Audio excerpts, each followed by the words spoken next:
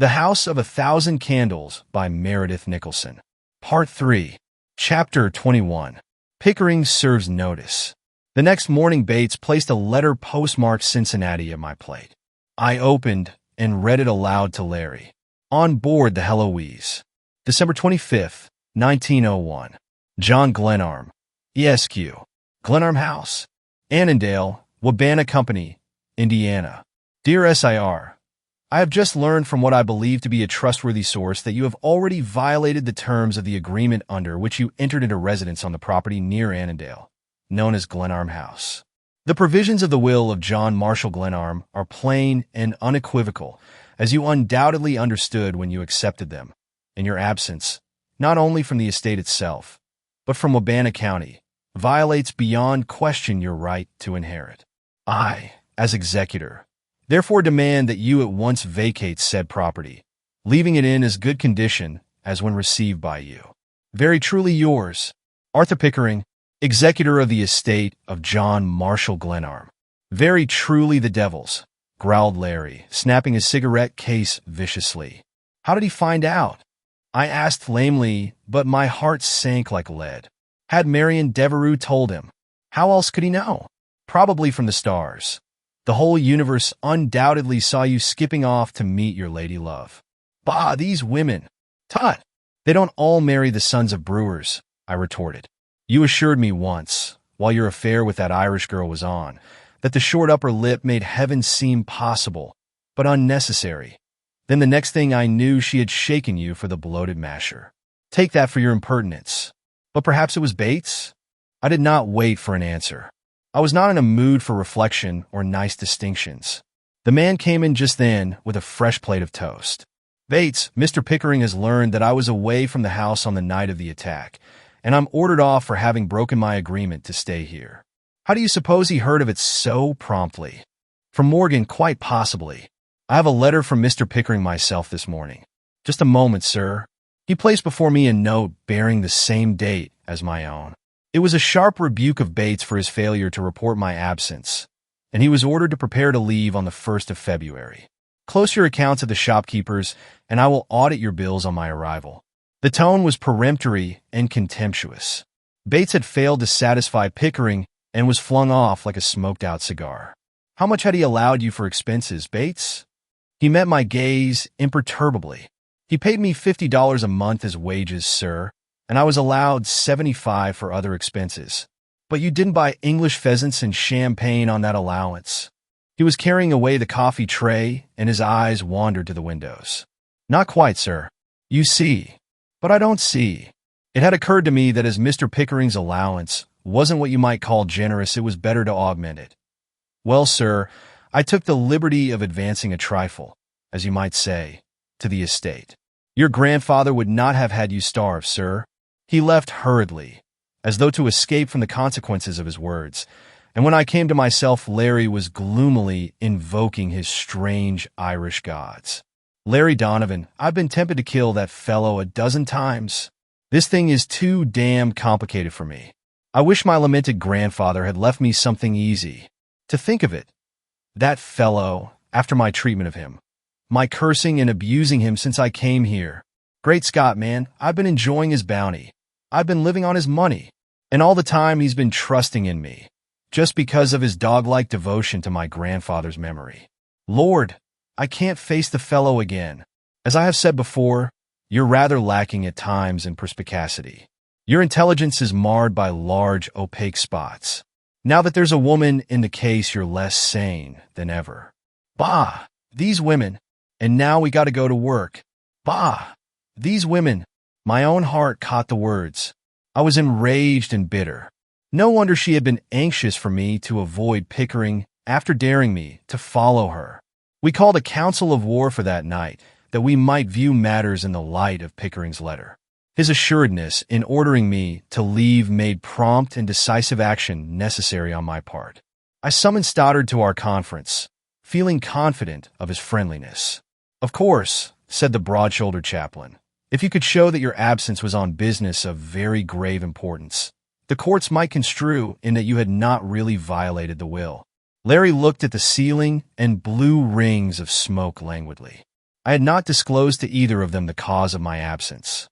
On such a matter, I knew I should get precious little sympathy from Larry, and I had, moreover, a feeling that I could not discuss Marion Devereux with anyone. I even shrank from mentioning her name, though it rang like the call of bugles in my blood. She was always before me, the charmed spirit of youth, linked to every foot of the earth, every gleam of the sun upon the icebound lake, every glory of the winter sunset. All the good impulses I had ever stifled were quickened to life by the thought of her. Amid the day's perplexities, I started sometimes, thinking I heard her voice, her girlish laughter, or saw her again coming toward me down the stairs, or holding against the light her fan with its golden butterflies. I really knew so little of her. I could associate her with no home, only with that last fling of the autumn upon the lake, the snow-driven woodland, that twilight hour at the organ in the chapel, those stolen moments at the Armstrongs. I resented the pressure of the hour's affairs, and chafed at the necessity for talking of my perplexities with the good friends who were there to help. I wished to be alone, to yield to the sweet mood that the thought of her brought me. The doubt that crept through my mind as to any possibility of connivance between her and Pickering was as vague and fleeting as the shadow of a swallow's wing on a sunny meadow. "You don't intend fighting the fact of your absence, do you?" demanded Larry, after a long silence. "Of course not," I replied quietly. Pickering was right on my heels, and my absence was known to his men here. And it would not be square to my grandfather, who never harmed a flea, may his soul rest in blessed peace, to lie about it. They might nail me for perjury besides. Then the quicker we get ready for a siege, the better. As I understand your attitude, you don't propose to move out until you've found where the Siller's hidden.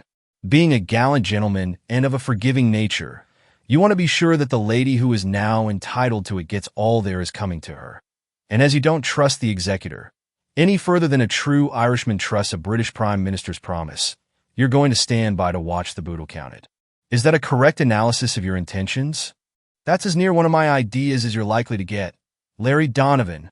And if he comes with the authorities, the sheriff, and that sort of thing, we must prepare for such an emergency, interposed the chaplain.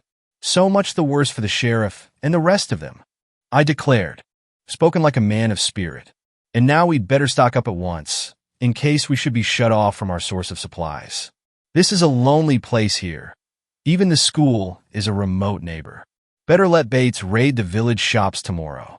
I've tried being hungry, and I don't care to repeat the experience. And Larry reached for the tobacco jar. I can't imagine, I really can't believe, began the chaplain, that Miss Devereux will want to be brought into this estate matter in any way. In fact, I have heard Sister Teresa say as much. I suppose there's no way of preventing a man from leaving his property to a young woman who has no claim on him, who doesn't want anything from him. Bah, these women, people don't throw legacies to the birds these days. Of course she'll take it. Then his eyes widened and met mine in a gaze that reflected the mystification and wonder that struck both of us. Stoddard turned from the fire suddenly. "What's that?" "There's someone upstairs." Larry was already running toward the hall, and I heard him springing up the steps like a cat, while Stoddard and I followed. "Where's Bates?" demanded the chaplain. "I'll thank you for the answer," I replied. Larry stood at the top of the staircase, holding a candle at arm's length in front of him, staring about. We could hear quite distinctly someone walking on a stairway. The sounds were unmistakable, just as I had heard them on several previous occasions, without ever being able to trace their source. The noise ceased suddenly, leaving us with no hint of its whereabouts. I went directly to the rear of the house and found Bates putting the dishes away in the pantry. "Where have you been?" I demanded. "Here, sir. I've been clearing up the dinner things, Mr. Glenarm." "Is there anything the matter, sir?" "Nothing." I joined the others in the library. "Why didn't you tell me this futile imitation was haunted?" asked Larry in a grieved tone. "All it needed was a cheerful ghost, and now I believe it lacks absolutely nothing. I'm increasingly glad I came. How often does it walk?" "It's not on a schedule. Just now it's the wind in the tower, probably. The wind plays queer pranks up there sometimes." "You'll have to do better than that, Glenarm," said Stoddard. "It's as still outside as a country graveyard. Only the Slaw Sidhe, the people of the Fairy Hills, "The cheerfulest ghosts in the world," said Larry. "You literal Saxons can't grasp the idea, of course. But there was substance enough in our dangers without pursuing shadows. Certain things were planned that night. We determined to exercise every precaution to prevent a surprise from without, and we resolved upon a new and systematic sounding of walls and floors, taking our clue from the efforts made by Morgan and his ally to find hiding places by this process.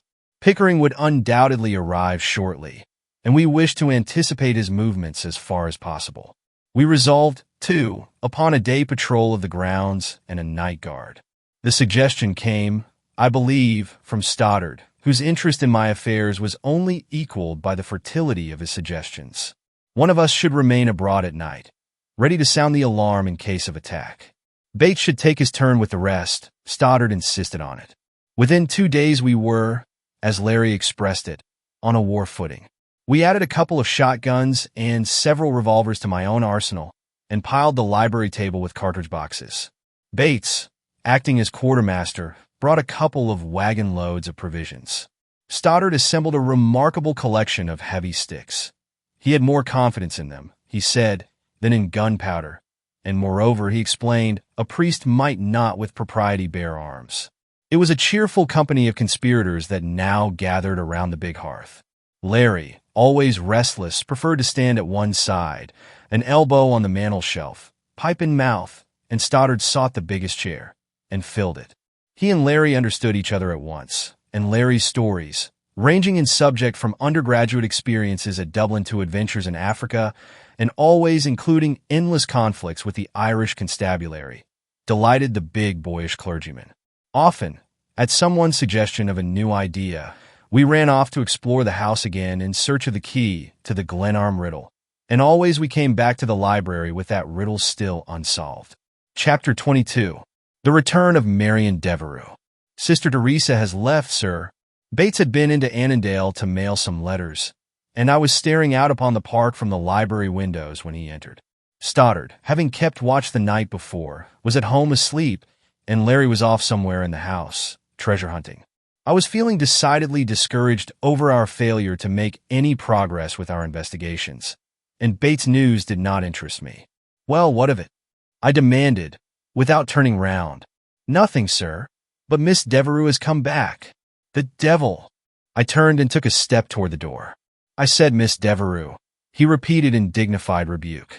She came up this morning, and the sister left at once for Chicago. Sister Teresa depends particularly upon Miss Devereux, so I've heard, sir. Miss Devereux quite takes charge when the sister goes away. A few of the students are staying in school through the holidays. You seem full of information, I remarked, taking another step toward my hat and coat. And I've learned something else, sir. Well, they all came together, sir. Who came, if you please, Bates? Why, the people who've been traveling with Mr. Pickering came back with him, and Miss Devereux came with them from Cincinnati. That's what I learned in the village. And Mr. Pickering is going to stay. Pickering stays at his cottage on the lake for a while. The reason is that he's worn out with his work and wishes quiet. The other people went back to New York in the car. He's opened a summer cottage in midwinter, has he? I've been blue enough without this news. Marion Devereux had come back to Annandale with Arthur Pickering. My faith in her snapped like a reed at this astounding news. She was now entitled to my grandfather's property, and she had lost no time in returning as soon as she and Pickering had discussed together at the Armstrongs my flight from Annandale. Her return could have no other meaning than that there was a strong tie between them, and he was now to stay on the ground until I should be dispossessed and her rights established. She had led me to follow her, and my forfeiture had been sealed by that stolen interview at the Armstrongs. It was a black record, and the thought of it angered me against myself and the world. Tell Mr. Donovan that I've gone to St. Agatha's, I said, and I was soon striding toward the school. A sister admitted me. I heard the sound of a piano somewhere in the building, and I consigned the inventor of pianos to hideous torment as scales were pursued endlessly up and down the keys. 2 girls passing through the hall made a pretext of looking for a book and came in and exclaimed over their inability to find it with much suppressed giggling. The piano pounding continued, and I waited for what seemed an interminable time. It was growing dark, and a maid lighted the oil lamps. I took a book from the table. It was The Life of Benvenuto Cellini, and Marion Devereux was written on the fly leaf by unmistakably the same hand that penned the apology for Olivia's performances. I saw in the clear flowing lines of the signature, in their lack of superfluity, her own ease, grace, and charm. And in the deeper stroke with which the X was crossed, I felt a challenge, a readiness to abide by consequences once her word was given. Then my own inclination to think well of her angered me. It was only a pretty bit of chirography, and I dropped the book impatiently when I heard her step on the threshold. "I am sorry to have kept you waiting, Mr. Glenarm, but this is my busy hour. I shall not detain you long." I hesitated, not knowing why I had come. She took a chair near the open door and bent forward with an air of attention that was disquieting. She wore black, perhaps to fit her the better into the house of a somber sisterhood. I seemed suddenly to remember her from a time long gone, and the effort of memory threw me off guard. Stoddard had said there were several Olivia Armstrongs. There were certainly many Marion Devereux. The silence grew intolerable. She was waiting for me to speak, and I blurted, "I suppose you have come to take charge of the property, do you?" she asked. "And you came back with the executor to facilitate matters. I'm glad to see that you lose no time." "Oh," she said lingeringly, as though she were finding with difficulty the note in which I wished to pitch the conversation. Her calmness was maddening. "I suppose you thought it unwise to wait for the bluebird when you had beguiled me into breaking a promise, when I was trapped, defeated." Her elbow on the arm of the chair, her hand resting against her cheek, the light rippling goldenly in her hair, her eyes bent upon me inquiringly, mournfully, as I had seen them where? Once before.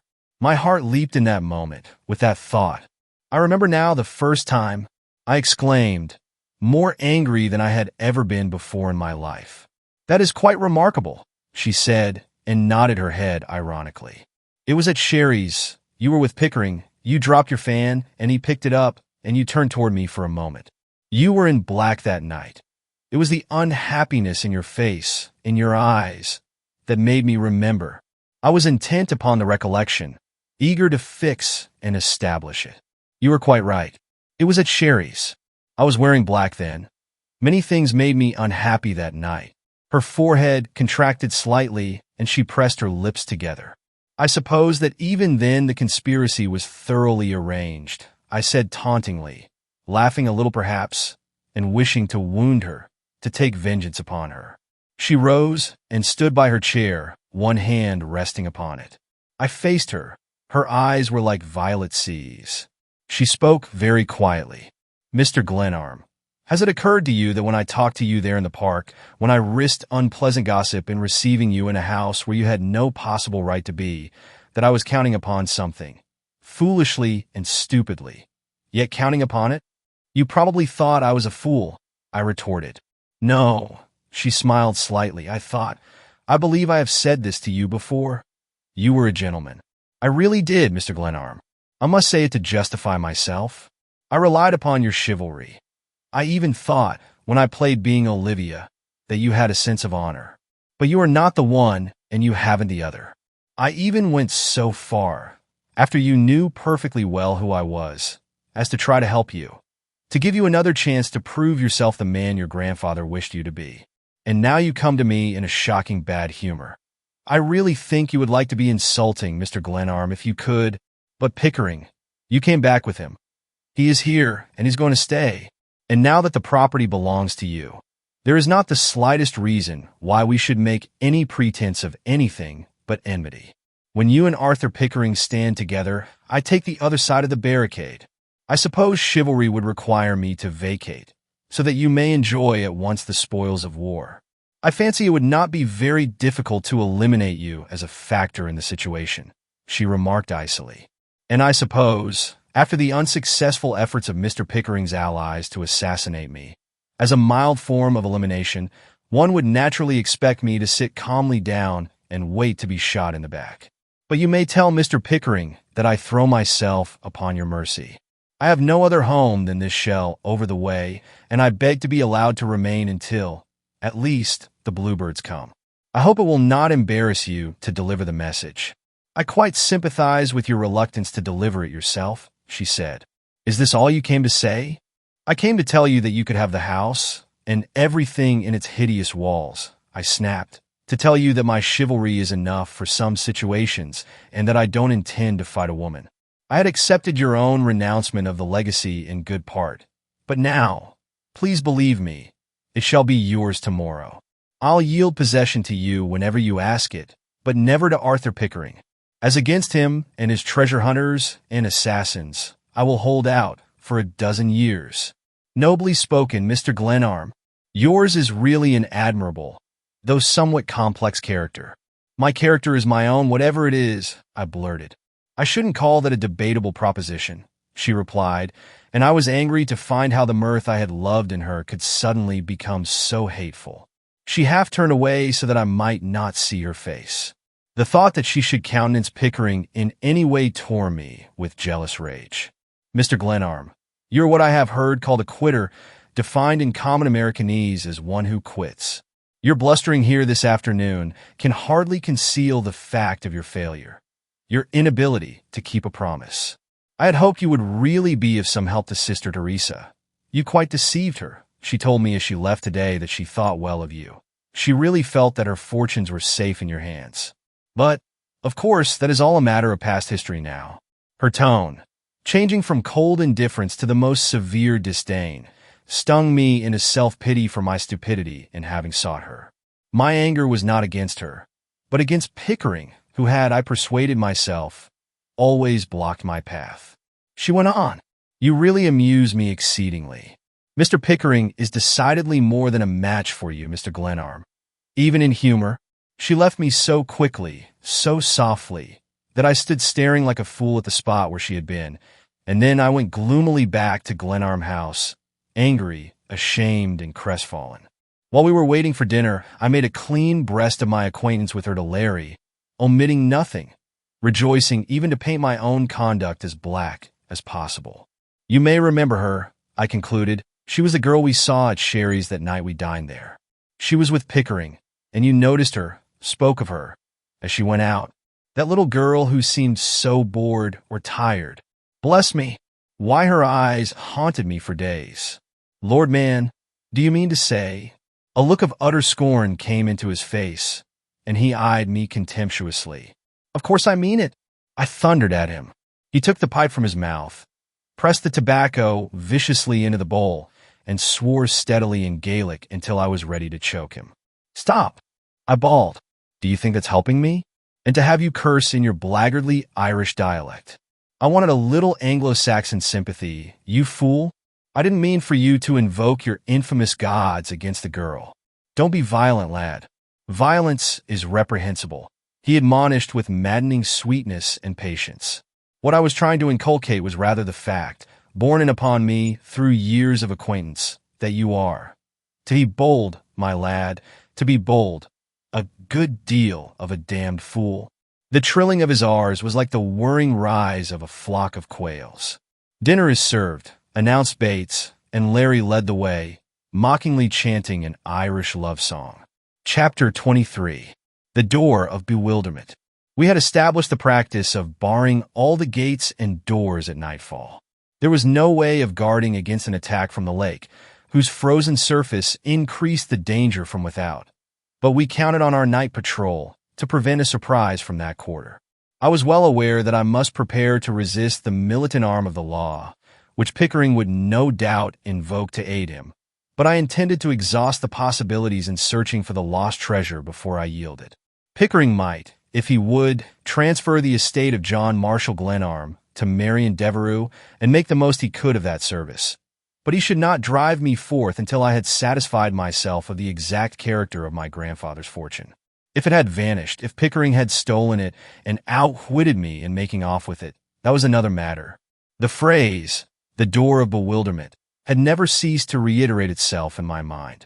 We discussed 1,000 explanations of it as we pondered over the scrap of paper I had found in the library, and every book in the house was examined in the search for further clues. The passage between the house and the chapel seemed to fascinate Larry. He held that it must have some particular use, and he devoted his time to exploring it. He came up at noon, It was the 29th of December, with grimy face and hands and a grin on his face. I had spent my morning in the towers, where it was beastly cold, to no purpose, and was not in a mood for the ready acceptance of new theories.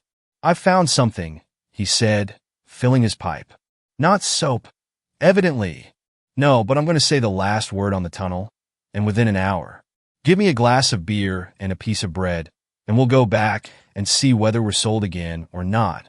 Let us explore the idea and be done with it. Wait till I tell Stoddard where we're going." The chaplain was trying the second-floor walls, and I asked him to eat some luncheon and stand guard while Larry and I went to the tunnel. We took with us an iron bar, an axe, and a couple of hammers. Larry went ahead with a lantern. "You see," he explained as we dropped through the trap into the passage, "I've tried a compass on this tunnel and find that we've been working on the wrong theory. The passage itself runs a straight line from the house under the gate to the crypt. The ravine is a rough crescent shape, and for a short distance the tunnel touches it. How deep does that ravine average? About 30 feet? Yes, it's shallowest where the house stands. It drops sharply from there on to the lake. Very good. But the ravine is all on the Glenarm side of the wall, isn't it? Now, when we get under the wall, I'll show you something." "Here we are," said Larry, as the cold air blew in through the hollow posts. "Now we're pretty near that sharp curve of the ravine that dips away from the wall. Take the lantern while I get out the compass. What do you think that C on the piece of paper means?" "Why, chapel, of course. I have measured the distance from the house, the point of departure, we may assume, to the chapel, and 3/4 of it brings us under those beautiful posts. The directions are as plain as daylight. The passage itself is your NW, as the compass proves, and the ravine cuts close in here. Therefore, our business is to explore the wall on the ravine side." "Good. But this is just wall here.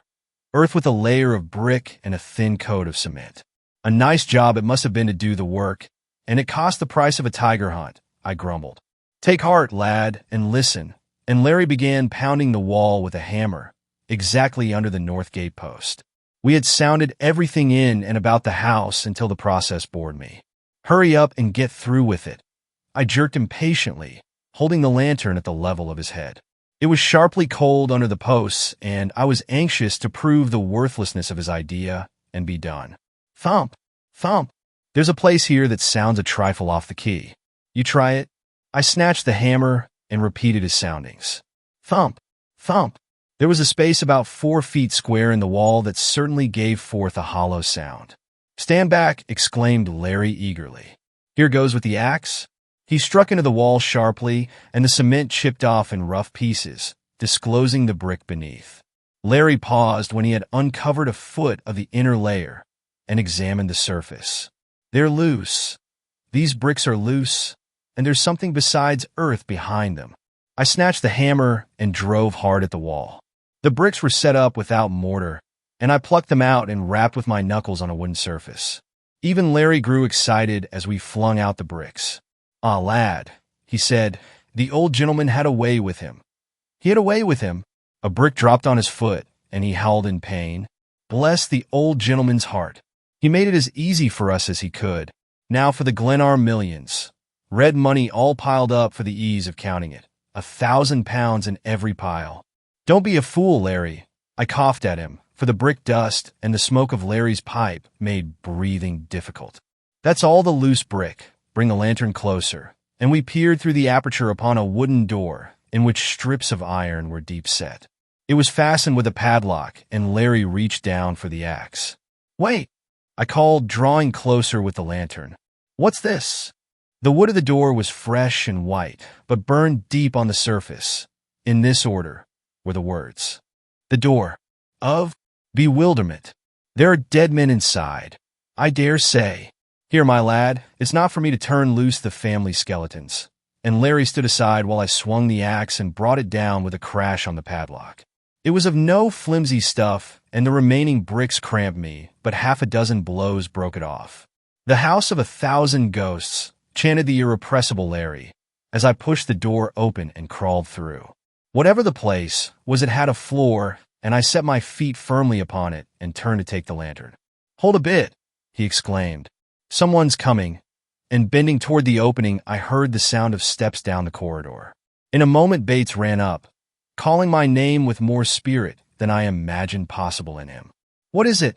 I demanded, crawling out into the tunnel. "It's Mr. Pickering. The sheriff has come with him, sir." As he spoke, his glance fell upon the broken wall and open door. The light of Larry's lantern struck full upon him. Amazement, and I thought a certain satisfaction, were marked upon his countenance. "Run along, Jack. I'll be up a little later," said Larry. "If the fellow has come in daylight with the sheriff, he isn't dangerous. It's his friends that shoot in the dark that give us the trouble." I crawled out and stood upright. Bates, staring at the opening, seemed reluctant to leave the spot. "You seem to have found it, sir," he said, I thought a little chokingly. His interest in the matter nettled me, for my first business was to go above for an interview with the executor, and the value of our discovery was secondary. "Of course we have found it," I ejaculated, brushing the dust from my clothes. "Is Mr. Stoddard in the library?" "Oh, yes, sir. I left him entertaining the gentlemen. Their visit is certainly most inopportune," said Larry. "Give them my compliments, and tell them I'll be up as soon as I've articulated the bones of my friend's ancestors." Bates strode on ahead of me with his lantern, and I left Larry crawling through the newfound door as I hurried toward the house. I knew him well enough to be sure he would not leave the spot until he had found what lay behind the door of bewilderment. "You didn't tell the callers where you expected to find me, did you?" I asked Bates, as he brushed me off in the kitchen. "No, sir. Mr. Stoddard received the gentleman. He rang the bell for me, and when I went into the library, he was saying, 'Mr. Glenarm is at his studies.' 'Bates,' he says, 'kindly tell Mr. Glenarm that I'm sorry to interrupt him, but won't he please come down?' I thought it rather neat, sir, considering his clerical office. I knew you were below somewhere, sir. The trapdoor was open, and I found you easily enough." Bates' eyes were brighter than I had ever seen them. A certain buoyant note gave an entirely new tone to his voice. He walked ahead of me to the library door, threw it open, and stood aside. "Here you are, Glenarm," said Stoddard. Pickering and a stranger stood near the fireplace in their overcoats. Pickering advanced and offered his hand, but I turned away from him without taking it. His companion, a burly countryman, stood staring, a paper in his hand. "The sheriff," Pickering explained, "and our business is rather personal." He glanced at Stoddard, who looked at me. "Mr. Stoddard will do me the kindness to remain," I said, and took my stand beside the chaplain. "Oh!" Pickering ejaculated scornfully. "I didn't understand that you had established relations with the neighboring clergy. Your taste is improving, Glenarm." "Mr. Glenarm is a friend of mine," remarked Stoddard quietly. "A very particular friend," he added. "I congratulate you both." I laughed. Pickering was surveying the room as he spoke, and Stoddard suddenly stepped toward him, merely, I think, to draw up a chair for the sheriff. But Pickering, not hearing Stoddard's step on the soft rug until the clergyman was close beside him, started perceptibly and reddened. It was certainly ludicrous, and when Stoddard faced me again, he was biting his lip. "Pardon me," he murmured. "Now, gentlemen, will you kindly state your business? My own affairs press me." Pickering was studying the cartridge boxes on the library table. The sheriff, too, was viewing these effects with interest not, I think, unmixed with awe. "Glenarm, I don't like to invoke the law to eject you from this property, but I am left with no alternative. I can't stay out here indefinitely, and I want to know what I'm to expect." "That is a fair question," I replied. "If it were merely a matter of following the terms of the will, I should not hesitate or be here now. But it isn't the will or my grandfather that keeps me. It's the determination to give you all the annoyance possible, to make it hard and mighty hard for you to get hold of this house until I have found why you are so much interested in it. You always had a grand way in money matters. As I told you before you came out here, it's a poor stake. The assets consist wholly of this land and this house, whose quality you have had an excellent opportunity to test. You have doubtless heard that the country people believe there is money concealed here, but I dare say you have exhausted the possibilities. This is not the first time a rich man has died leaving precious little behind him. You seem very anxious to get possession of a property that you call a poor stake," I said. "A few acres of land, a half-finished house, and an uncertain claim upon a school teacher. I had no idea you would understand it. he replied. The fact that a man may be under oath to perform the solemn duties imposed upon him by the law would hardly appeal to you. But I haven't come here to debate this question. When are you going to leave? Not till I'm ready. Thanks. Mr. Sheriff, will you serve your writ? He said, and I looked to Stoddard for any hint from him as to what I should do. I believe Mr. Glenarm is quite willing to hear whatever the sheriff has to say to him, said Stoddard. He stepped nearer to me, as though to emphasize the fact that he belonged to my side of the controversy, and the sheriff read an order of the Wabana County Circuit Court directing me, immediately, to deliver the house and grounds into the keeping of the executor of the will of the estate of John Marshall Glenarm. The sheriff rather enjoyed holding the center of the stage, and I listened quietly to the unfamiliar phraseology. Before he had quite finished, I heard a step in the hall, and Larry appeared at the door, pipe in mouth. Pickering turned toward him frowning, but Larry paid not the slightest attention to the executor, leaning against the door with his usual tranquil unconcern. I advise you not to trifle with the law, Glenarm, said Pickering angrily. You have absolutely no right whatever to be here. And these other gentlemen, your guests, I suppose, are equally trespassers under the law. He stared at Larry, who crossed his legs for greater ease in adjusting his lean frame to the door. Well, Mr. Pickering, what is the next step? Asked the sheriff, with an importance that had been increased by the legal phrases he had been reading. Mr. Pickering, said Larry, straightening up and taking the pipe from his mouth, I'm Mr. Glenarm's counsel. If you will do me the kindness to ask the sheriff to retire for a moment, I should like to say a few words to you that you might prefer to keep between ourselves. I had usually found it wise to take any cue Larry threw me, and I said, Pickering, this is Mr. Donovan, who has every authority to act for me in the matter. Pickering looked impatiently from one to the other of us. You seem to have the guns, the ammunition, and the numbers on your side, he observed dryly. The sheriff may wait within call, said Larry, and at a word from Pickering the man left the room. Now, Mr. Pickering, Larry spoke slowly. As my friend has explained the case to me, the assets of his grandfather's estate are all accounted for. The land hereabouts, this house, the $10,000 in securities, and a somewhat vague claim against a lady known as Sister Teresa, who conducts St. Agatha's School. Is that correct? I don't ask you to take my word for it, sir, rejoined Pickering hotly. I have filed an inventory of the estate, so far as found, with the proper authorities. Certainly. But I merely wish to be sure of my facts for the purpose of this interview, to save me the trouble of going to the records. And, moreover, I am somewhat unfamiliar with your procedure in this country. I am a member, sir, of the Irish Bar. Pardon me, but I repeat my question. I have made oath that I trust is sufficient even for a member of the Irish Bar. Quite so, Mr. Pickering, said Larry, nodding his head gravely. He was not, to be sure, a presentable member of any bar, for a smudge detracted considerably from the appearance of one side of his face. His clothes were rumpled and covered with black dust, and his hands were black. But I had rarely seen him so calm. He recrossed his legs, peered into the bowl of his pipe for a moment, then asked, as quietly as though he were soliciting an opinion of the weather, Will you tell me, Mr. Pickering, whether you yourself are a debtor of John Marshall Glenarm's estate? Pickering's face grew white and his eyes stared, and when he tried suddenly to speak, his jaw twitched. The room was so still that the breaking of a blazing log on the andirons was a pleasant relief. We stood, the three of us, with our eyes on Pickering, and in my own case, I must say that my heart was pounding my ribs at an uncomfortable speed, for I knew Larry was not sparring for time. The blood rushed into Pickering's face, and he turned toward Larry stormily. This is unwarrantable and infamous. My relations with Mr. Glenarm are none of your business. When you remember that after being deserted by his own flesh and blood, he appealed to me, going so far as to entrust all his affairs to my care at his death, your reflection is an outrageous insult. I am not accountable to you or anyone else. Really, there's a good deal in all that, said Larry. We don't pretend to any judicial functions. We are perfectly willing to submit the whole business and all my clients' acts to the authorities. I would give much if I could reproduce some hint of the beauty of that word authorities as it rolled from Larry's tongue. Then, in God's name, do it, you blackguards, roared Pickering. Stoddard, sitting on a table, knocked his heels together gently. Larry recrossed his legs and blew a cloud of smoke.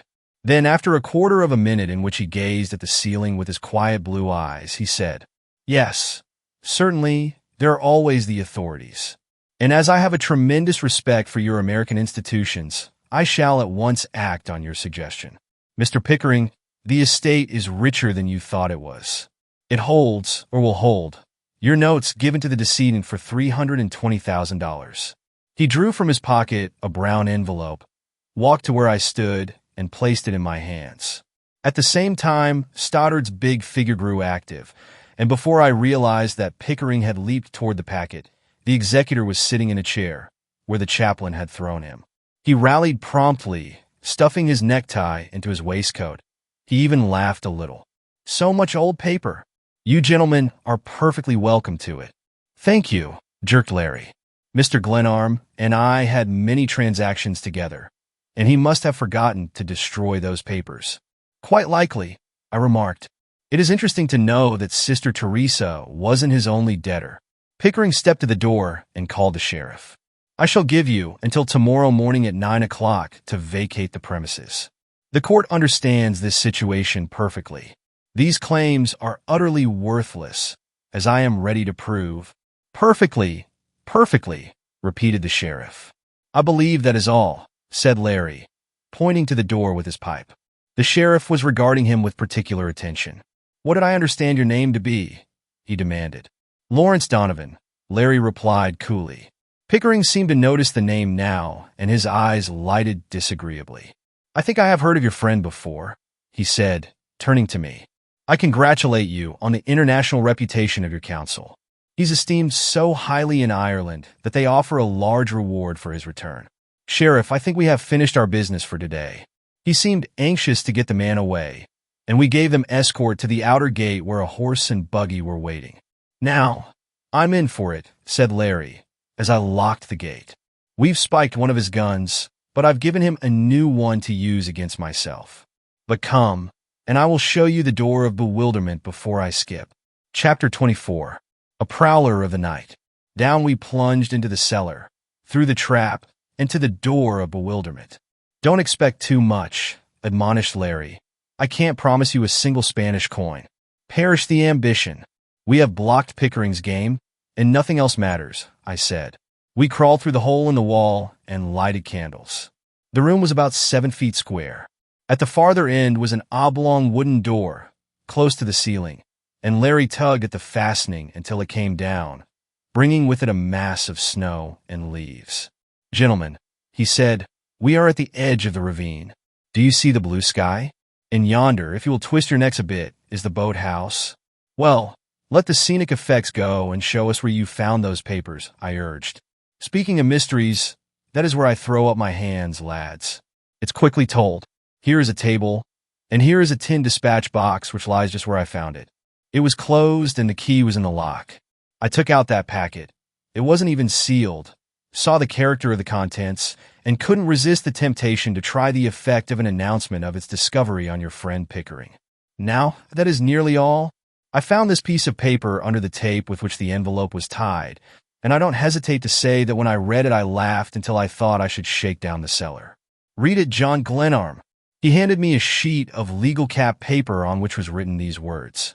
"He laughs best who laughs last. What do you think is so funny in this?" I demanded. "Who wrote it, do you think?" asked Stoddard. "Who wrote it, do you ask? Why, your grandfather wrote it. John Marshall Glenarm, the cleverest, grandest old man that ever lived, wrote it," declaimed Larry, his voice booming loudly in the room.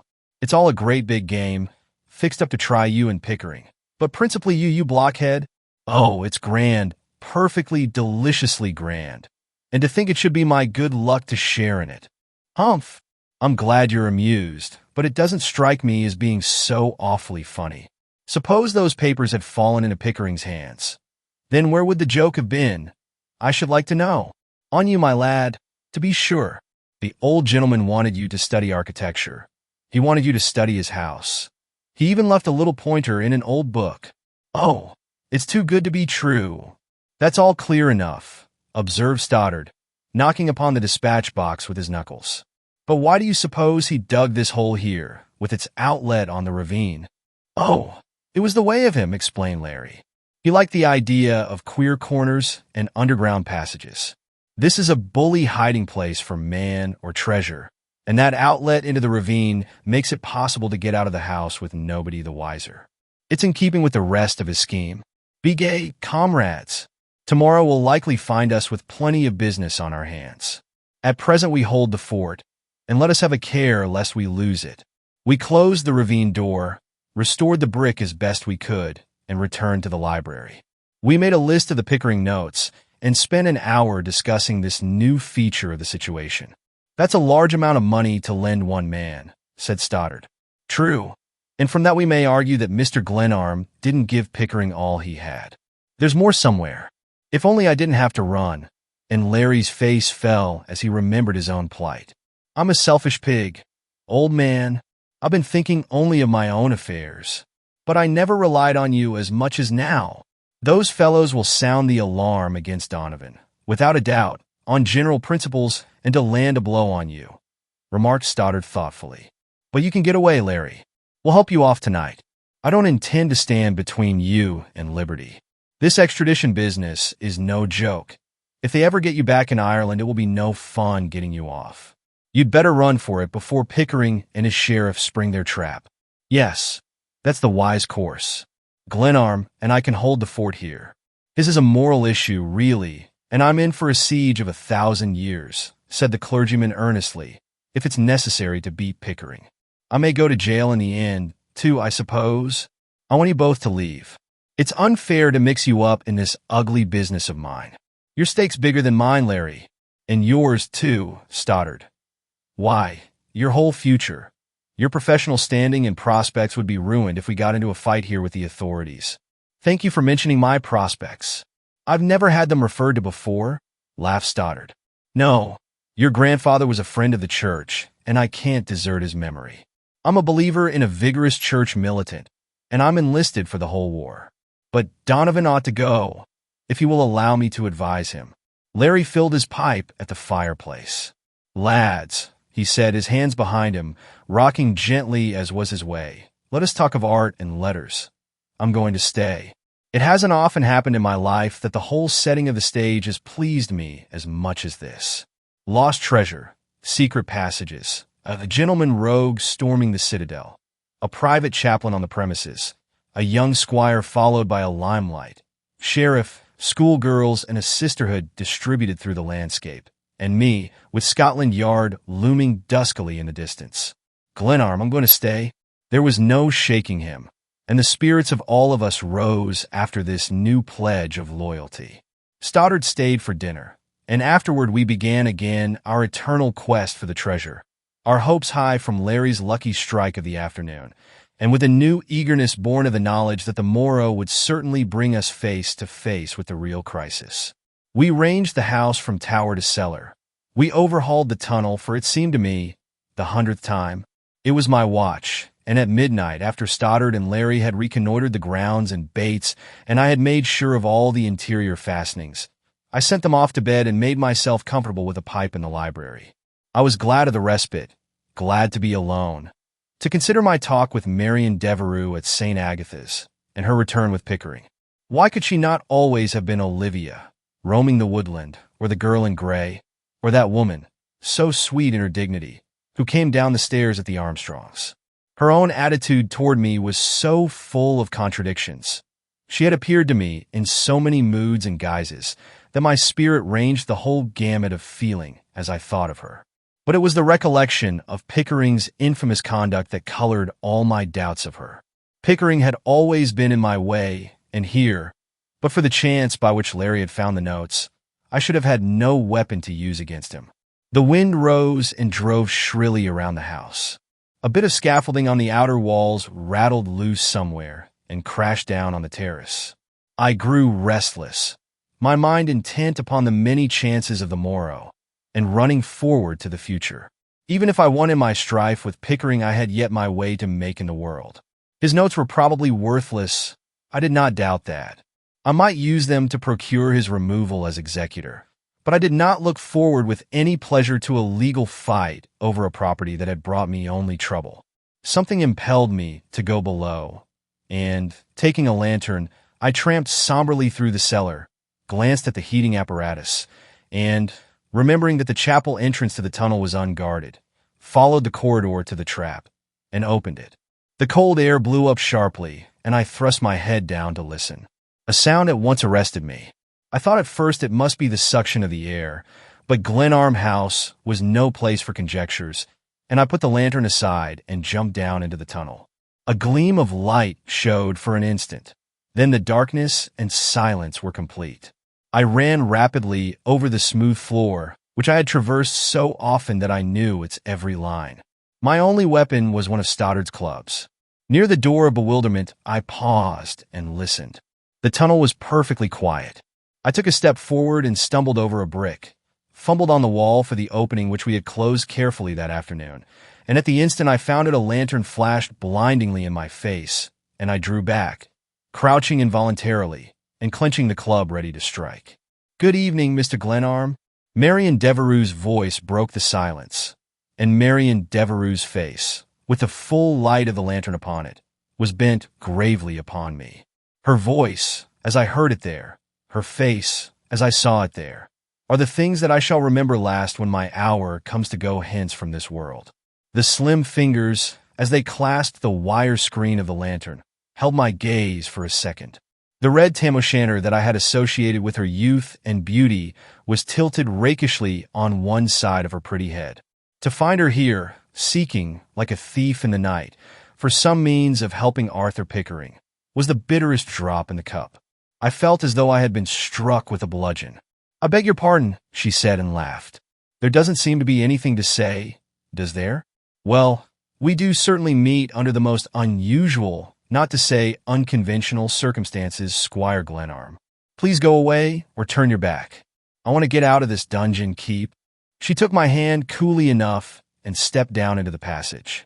Then I broke upon her stormily. "You don't seem to understand the gravity of what you are doing. Don't you know that you are risking your life in crawling through this house at midnight? That even to serve Arthur Pickering, a life is a pretty big thing to throw away? Your infatuation for that blackguard seems to carry you far, Miss Devereux." She swung the lantern at arm's length back and forth, so that its rays at every forward motion struck my face like a blow. "It isn't exactly pleasant in this cavern. Unless you wish to turn me over to the Lord High Executioner, I will bid you good night. But the infamy of this, of coming in here to spy upon me, to help my enemy, the man who is seeking plunder, doesn't seem to trouble you." "No, not a particle," she replied quietly, and then, with an impudent fling, "Oh no." She held up the lantern to look at the wick. "I'm really disappointed to find that you were a little ahead of me, Squire Glenarm. I didn't give you credit for so much perseverance. But if you have the notes—" "The notes? He told you there were notes, did he? The coward sent you here to find them, after his other tools failed him." She laughed that low laugh of hers that was like the bubble of a spring. "Of course no one would dare deny what the great Squire Glenarm says," she said witheringly. "You can't know what your perfidy means to me," I said. "That night at the Armstrongs, I thrilled at the sight of you. As you came down the stairway, I thought of you as my good angel, and I belonged to you. All my life, the better future that I wish to make for your sake. Please don't." And I felt that my words had touched her, that there were regret and repentance in her tone and in the gesture with which she turned from me. She hurried down the passage, swinging the lantern at her side, and I followed, so mystified, so angered by her composure, that I scarcely knew what I did. She even turned, with pretty courtesy, to hold the light for me at the crypt steps, a service that I accepted perforce and with joyless acquiescence in the irony of it. I knew that I did not believe in her. Her conduct as to Pickering was utterly indefensible. I could not forget that, but the light of her eyes, her tranquil brow, the sensitive lips, whose mockery stung and pleased in a breath. By such testimony my doubts were alternately reinforced and disarmed. Swept by these changing moods, I followed her out into the crypt.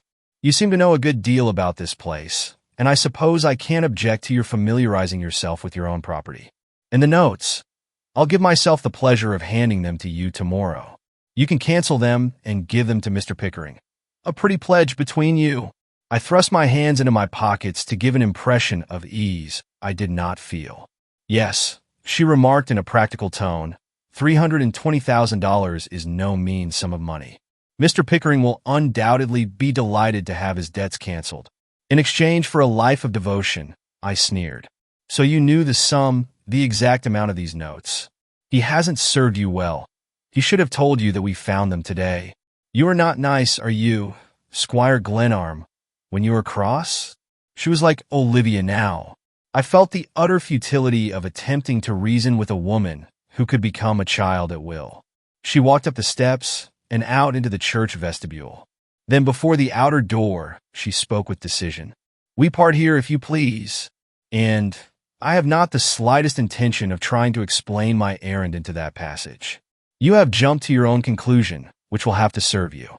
I advise you not to think very much about it. To the exclusion of more important business, Squire Glenarm." She lifted the lantern to turn out its light, and it made a glory of her face, but she paused and held it toward me. "Pardon me?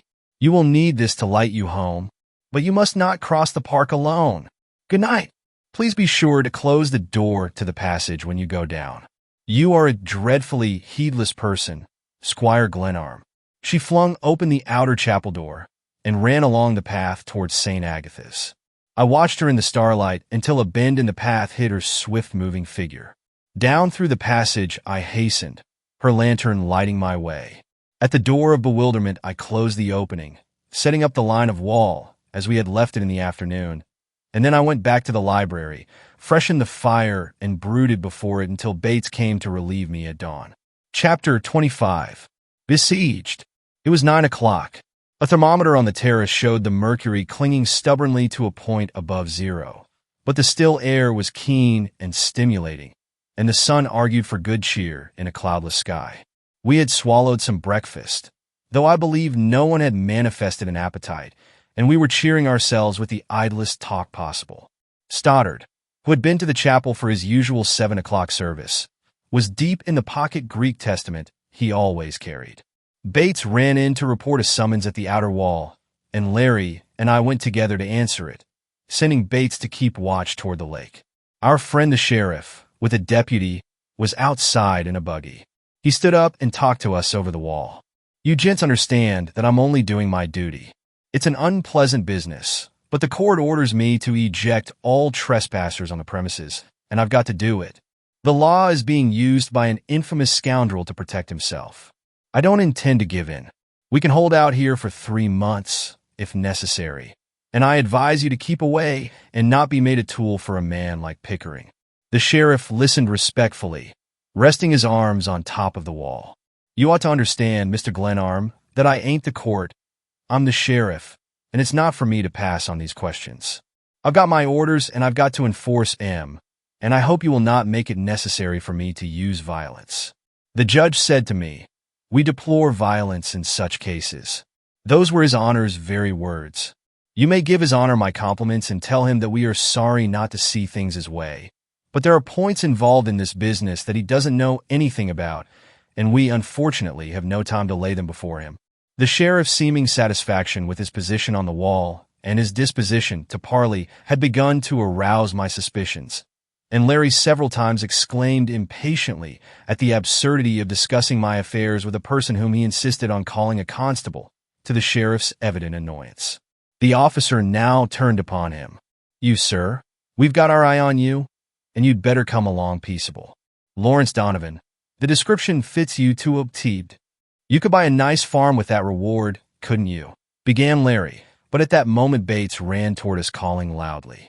"They're coming across the lake, sir," he reported, and instantly the sheriff's head disappeared, and as we ran toward the house we heard his horse pounding down the road towards St. Agatha's. "The law be damned. They don't intend to come in here by the front door as a matter of law," said Larry. "Pickering's merely using the sheriff to give respectability to his maneuvers for those notes and the rest of it."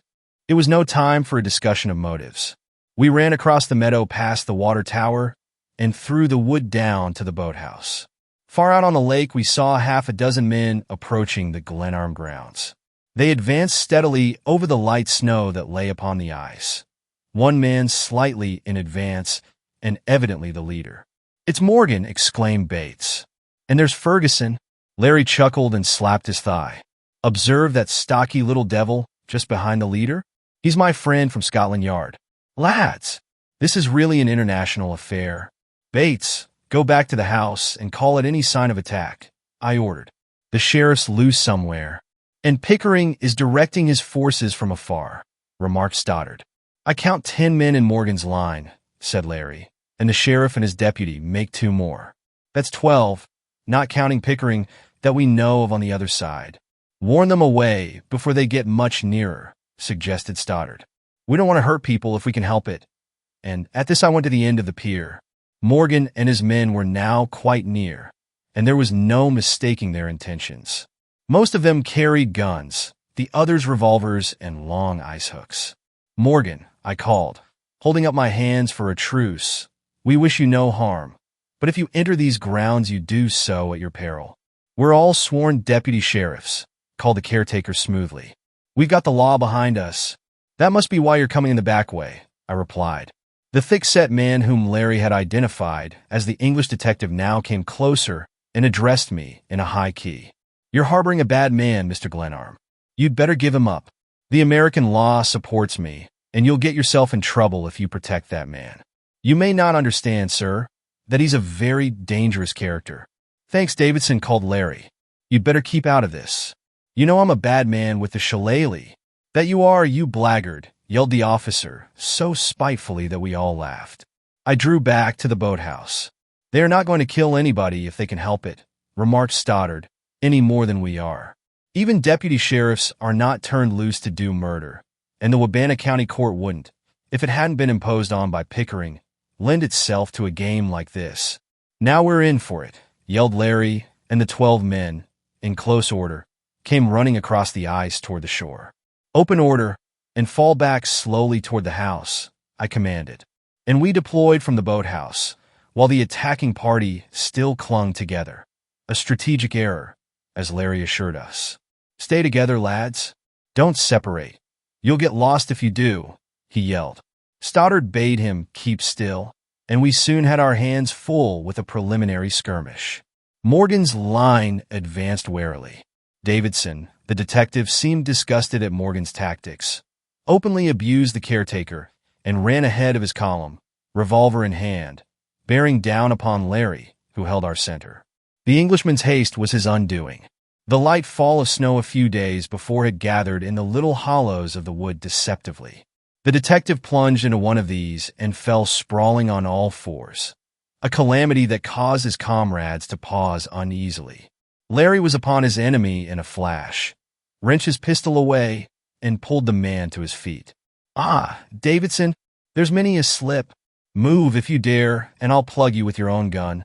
And he stood behind the man, using him as a shield while Morgan and the rest of the army hung near the boathouse uncertainly. "It's the strategic intellect we've captured, General," observed Larry to me. "You see, the American invaders were depending on British brains.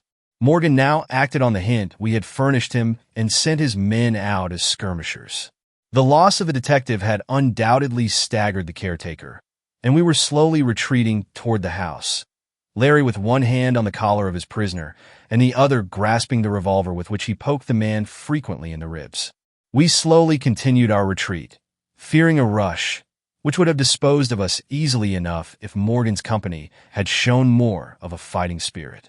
Stoddard's presence rather amazed them, I think, and I saw that the invaders kept away from his end of the line. We were far apart, stumbling over the snow-covered earth and calling to one another now and then that we might not become too widely separated. Davidson did not relish his capture by the man he had followed across the ocean, and he attempted once to roar a command to Morgan. "Try it again," I heard Larry admonish him. "Try that once more, and the sod, God bless it, will never feel the delicate imprint of your web feet again." He turned the man about and rushed him toward the house, the revolver still serving as a prod. His speed gave heart to the wary invaders immediately behind him, and 2 fellows urged and led by Morgan charged our line at a smart pace. Bolt for the front door. I called to Larry, and Stoddard and I closed in after him to guard his retreat. They're not shooting, called Stoddard. You may be sure they've had their orders to capture the house with as little row as possible.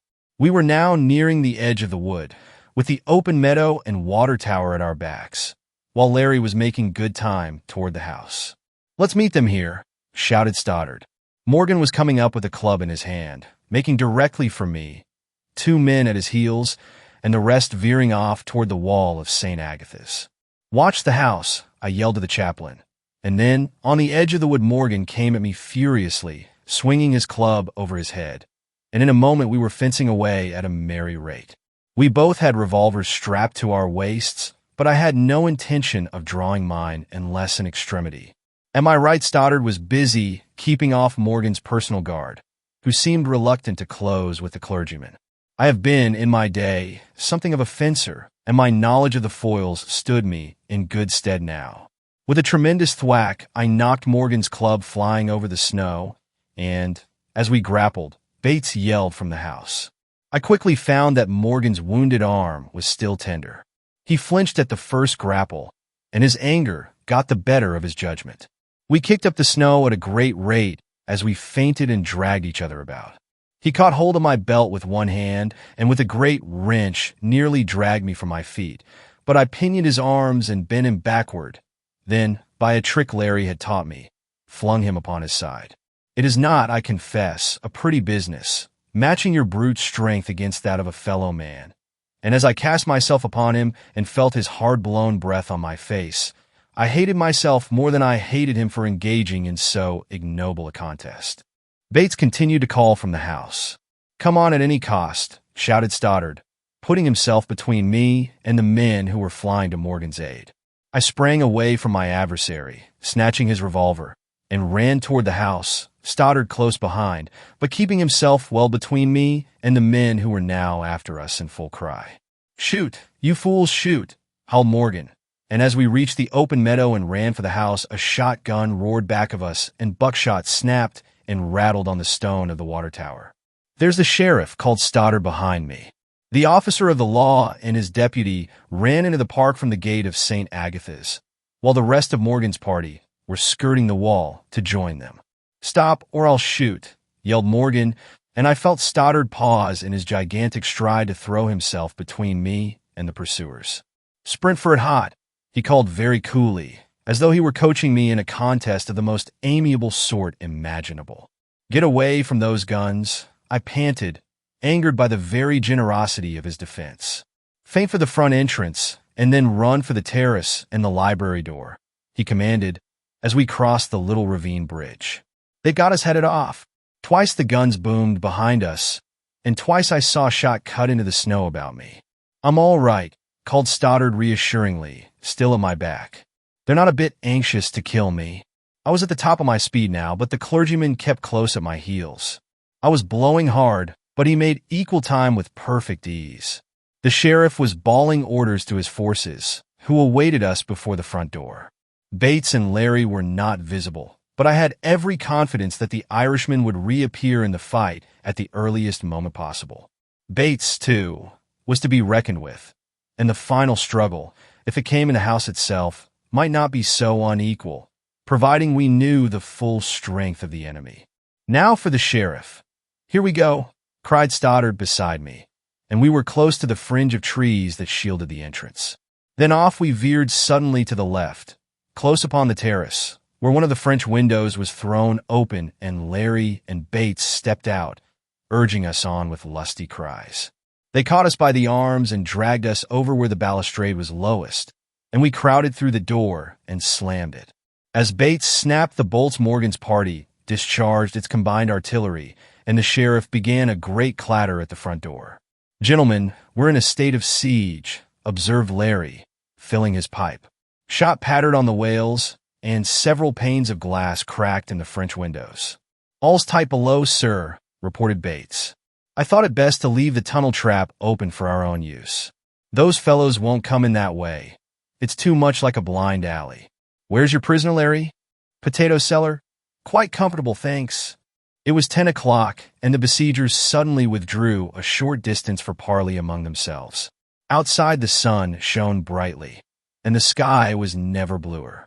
In this moment of respite, while we made ready for what further the day might bring forth, I climbed up to the finished tower to make sure we knew the enemy's full strength.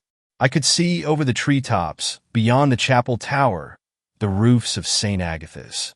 There, at least, was peace. And in that moment, looking over the black wood, with the snow lying upon the ice of the lake white and gleaming under the sun, I felt unutterably lonely and heartsick and tired of strife. It seemed 1,000 years ago that I had walked and talked with the child Olivia, and 10,000 years more since the girl in gray at the Annandale station had wakened in me a higher aim and quickened a better impulse than I had ever known. Larry roared my name through the lower floors. I went down with no wish in my heart but to even matters with Pickering and be done with my grandfather's legacy forever. "The sheriff and Morgan have gone back toward the lake," reported Larry. "They've gone to consult their chief," I said. "I wish Pickering would lead his own battalions. It would give social prestige to the fight. Bah, these women!" And Larry tore the corner from a cartridge box. Stoddard, with a pile of clubs within reach, lay on his back on the long leather couch, placidly reading his Greek Testament. Bates, for the first time since my arrival, seemed really nervous and anxious. He pulled a silver watch from his pocket several times, something I had never seen him do before. He leaned against the table, looking strangely tired and worn, and I saw him start nervously as he felt Larry's eyes on him. "I think, sir, I'd better take another look at the outer gates," he remarked to me quite respectfully. His disturbed air aroused my old antagonism. Was he playing double in the matter? Did he seek now an excuse for conveying some message to the enemy? "You'll stay where you are," I said sharply, and I found myself restlessly fingering my revolver. "Very good, sir," and the hurt look in his eyes touched me. "Bates is all right," Larry declared, with an emphasis that was meant to rebuke me. Chapter 26. The Fight in the Library. "They're coming faster this time," remarked Stoddard. "Certainly. Their general has been cursing them right heartily for retreating without the loot. He wants his $300,000 autograph collection," observed Larry. "Why doesn't he come for it himself, like a man?" I demanded. "Like a man, do you say?" ejaculated Larry. "Faith, and you flatter that fathead." It was nearly 11 o'clock when the attacking party returned after a parley on the ice beyond the boathouse. The four of us were on the terrace ready for them. They came smartly through the wood, the sheriff and Morgan slightly in advance of the others. I expected them to slacken their pace when they came to the open meadow, but they broke into a quick trot at the water tower and came toward the house as steady as veteran campaigners. "Shall we try gunpowder?" asked Larry. "We'll let them fire the first volley," I said. "They've already tried to murder you and Stoddard. I'm in for letting loose with the elephant guns," protested the Irishman. "Stand to your clubs," admonished Stoddard, whose own weapon was comparable to the scriptural weaver's beam. "Possession is 9 points of the fight, and we've got the house." "Also a prisoner of war," said Larry, grinning. The English detective had smashed the glass in the barred window of the potato cellar, and we could hear him howling and cursing below. "Looks like business this time," exclaimed Larry. "Spread out now, and the first head that sticks over the balustrade gets a dose of hickory." When 25 yards from the terrace, the advancing party divided, half halting between us and the water tower, and the remainder swinging around the house toward the front entrance. "Oh, look at that," yelled Larry. "It's a battering ram they have. Oh, man of peace, have I your majesty's consent to try the elephant guns now?" Morgan and the sheriff carried between them a stick of timber from which the branches had been cut, and with a third man to help, they ran it up the steps and against the door with a crash that came booming back through the house. Bates was already bounding up the front stairway, a revolver in his hand and a look of supreme rage on his face. Leaving Stoddard and Larry to watch the library windows, I was after him, and we clattered over the loose boards in the upper hall and into a great unfinished chamber immediately over the entrance. Bates had the window up when I reached him and was well out upon the coping, yelling a warning to the men below. He had his revolver up to shoot, and when I caught his arm, he turned to me with a look of anger and indignation I had never expected to see on his colorless, mask-like face. "My God, sir!" "That door was his pride, sir. It came from a famous house in England, and they're wrecking it, sir, as though it were common pine.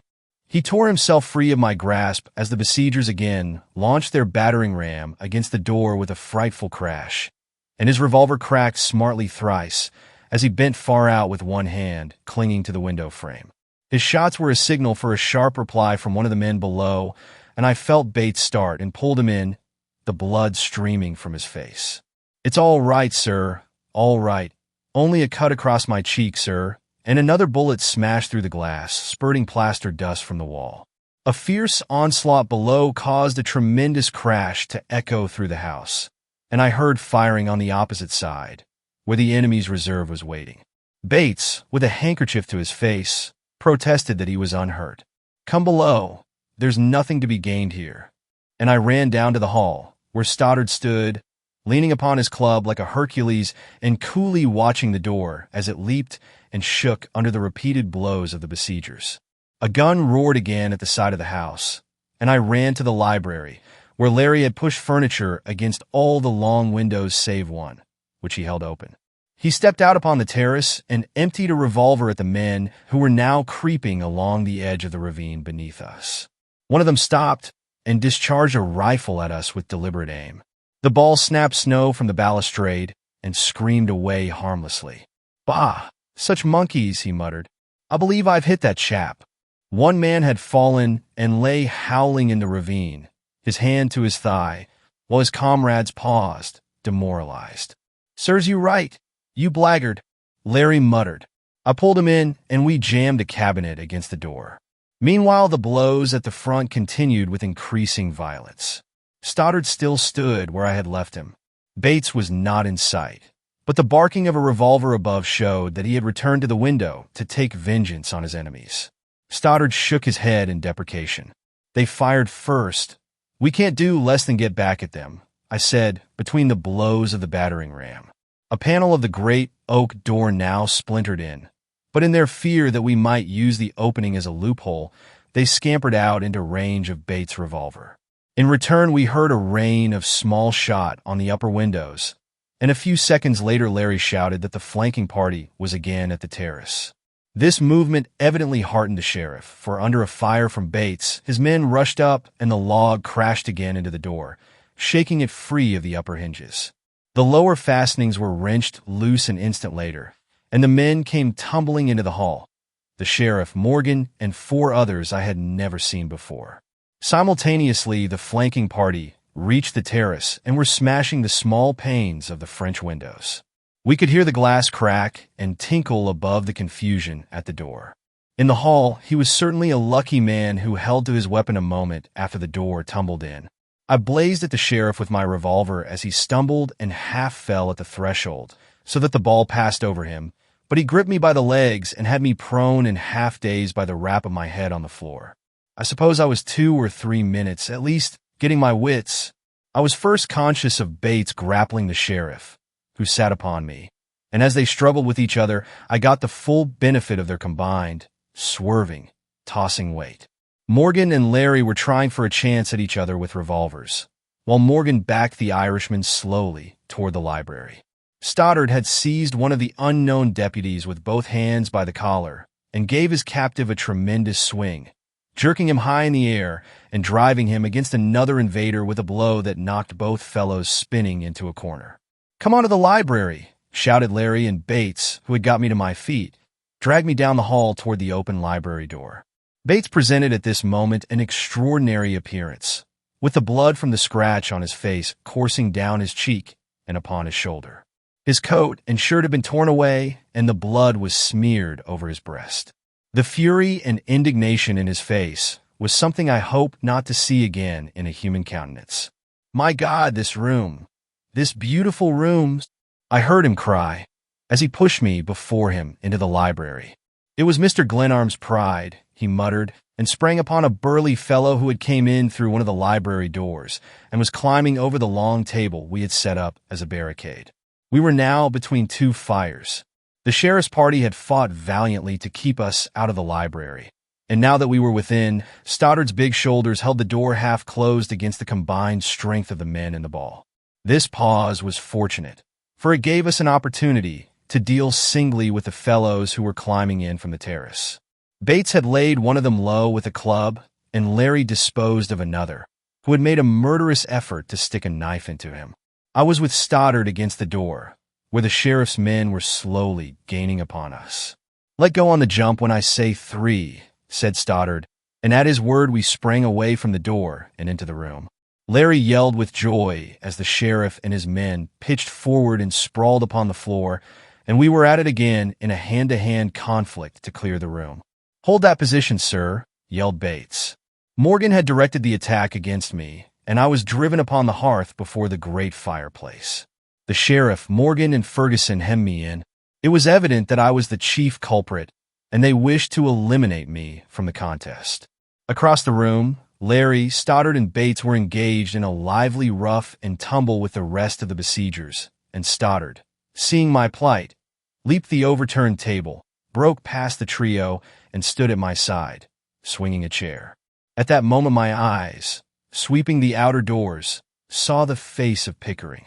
He had come to see that his orders were obeyed, and I remember yet my satisfaction, as, hemmed in by the men he had hired to kill me or drive me out, I felt, rather than saw, the cowardly horror depicted upon his face. Then the trio pressed in upon me. As I threw down my club and drew my revolver, someone across the room fired several shots, whose roar through the room seemed to arrest the fight for an instant, and then, while Stoddard stood at my side, swinging his chair defensively, the great chandelier, loosened or broken by the shots, fell with a mighty crash of its crystal pendants. The sheriff, leaping away from Stoddard's club, was struck on the head and borne down by the heavy glass. Smoke from the firing floated in clouds across the room, and there was a moment's silence save for the sheriff, who was groaning and cursing under the debris of the chandelier. At the door, Pickering's face appeared again, anxious and frightened. I think the scene in the room and the slow progress his men were making against us had half paralyzed him. We were all getting our second wind for a renewal of the fight, with Morgan in command of the enemy. One or two of his men, who had gone down early in the struggle, were now crawling back for revenge. I think I must have raised my hand and pointed at Pickering, for Bates wheeled like a flash, and before I realized what happened, he had dragged the executor into the room. "You scoundrel!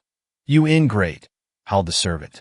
The blood on his face and bare chest and the hatred in his eyes made him a hideous object. But in that lull of the storm while we waited, watching for an advantage, I heard off somewhere, above or below, that same sound of footsteps that I had remarked before. Larry and Stoddard heard it. Bates heard it, and his eyes fixed upon Pickering with a glare of malicious delight. "There comes our old friend, the ghost," yelled Larry. "I think you are quite right, sir," said Bates. He threw down the revolver he held in his hand and leaned upon the edge of the long table that lay on its side, his gaze still bent on Pickering, who stood with his overcoat buttoned close, his derby hat on the floor beside him, where it had fallen as Bates hauled him into the room. The sound of a measured step, of someone walking, of a careful foot on a stairway, was quite distinct. I even remarked the slight stumble that I had noticed before. We were all so intent on those steps in the wall that we were off guard. I heard Bates yell at me, and Larry and Stoddard rushed for Pickering. He had drawn a revolver from his overcoat pocket and thrown it up to fire at me when Stoddard sent the weapon flying through the air. "Only a moment now, gentlemen," said Bates, an odd smile on his face. He was looking past me toward the right end of the fireplace. There seemed to be in the air a feeling of something impending. Even Morgan and his men, half crouching ready for a rush at me, hesitated, and Pickering glanced nervously from one to the other of us. It was the calm before the storm. In a moment we should be at each other's throats for the final struggle, and yet we waited. In the wall I heard still the sound of steps. They were clear to all of us now. We stood there for what seemed an eternity. I suppose the time was really not more than 30 seconds. Inert, waiting, while I felt that something must happen. The silence, the waiting, were intolerable. I grasped my pistol and bent low for a spring at Morgan, with the overturned table and wreckage of the chandelier between me and Pickering, and every man in the room was instantly on the alert. All but Bates. He remained rigid, that curious smile on his blood-smeared face, his eyes bent toward the end of the great fireplace back of me. That look on his face held, arrested, numbed me. I followed it. I forgot Morgan. A tacit truce held us all again. I stepped back till my eyes fastened on the broad paneled chimney breast at the right of the hearth, and it was there now that the sound of footsteps in the wall was heard again. Then it ceased utterly. The long panel opened slowly, creaking slightly upon its hinges. Then down into the room stepped Marian Devereux. She wore the dark gown in which I had seen her last, and a cloak was drawn over her shoulders. She laughed as her eyes swept the room. "Ah, gentlemen," she said, shaking her head as she viewed our disorder. "What wretched housekeepers you are!" Steps were again heard in the wall, and she turned to the panel, held it open with one hand and put out the other, waiting for someone who followed her. Then down into the room stepped my grandfather, John Marshall Glenarm. His staff, his cloak, the silk hat above his shrewd face, and his sharp black eyes were unmistakable. He drew a silk handkerchief from the skirts of his frock coat with a characteristic flourish that I remembered well, and brushed a bit of dust from his cloak before looking at any of us. Then his eyes fell upon me. "Good morning, Jack," he said, and his gaze swept the room. "God help us." It was Morgan, I think, who screamed these words as he bolted for the broken door, but Stoddard caught and held him. "Thank God. You're here, sir," boomed forth in Bates' sepulchral voice. It seemed to me that I saw all that happened with a weird, unnatural distinctness, as one sees, before a storm, vivid outlines of far headlands that the usual light of day scarce discloses. I was myself dazed and spellbound, but I do not like to think, even now, of the effect of my grandfather's appearance on Arthur Pickering, of the shock that seemed verily to break him in two, so that he staggered, then collapsed, his head falling as though to strike his knees. Larry caught him by the collar and dragged him to a seat, where he huddled, his twitching hands at his throat. "Gentlemen," said my grandfather, "you seem to have been enjoying yourselves. Who is this person?" He pointed with his stick to the sheriff, who was endeavoring to crawl out from under the mass of broken crystals. "That, sir, is the sheriff," answered Bates. "A very disorderly man, I must say. Jack, what have you been doing to cause the sheriff so much inconvenience? Didn't you know that chandelier was likely to kill him? That thing cost $1,000, gentlemen. You are expensive visitors. Ah, Morgan, and Ferguson too. Well, I thought better of both of you. Good morning, Stoddard. A little work for the church militant. And this gentleman?" He indicated Larry, who was, for once in his life, without anything to say. "Mr. Donovan, a friend of the house," explained Bates. "Pleased, I'm sure," said the old gentleman. "Glad the house had a friend. It seems to have had enemies enough," he added dolefully, and he eyed the wreck of the room ruefully. The good humor in his face reassured me, but still I stood in tongue-tied wonder, staring at him. "And Pickering," John Marshall Glenarm's voice broke with a quiet mirth that I remembered as the preface usually of something unpleasant. "Well, Arthur, I'm glad to find you on guard, defending the interests of my estate. At the risk of your life, too. Bates." "Yes, Mr. Glenarm. You ought to have called me earlier.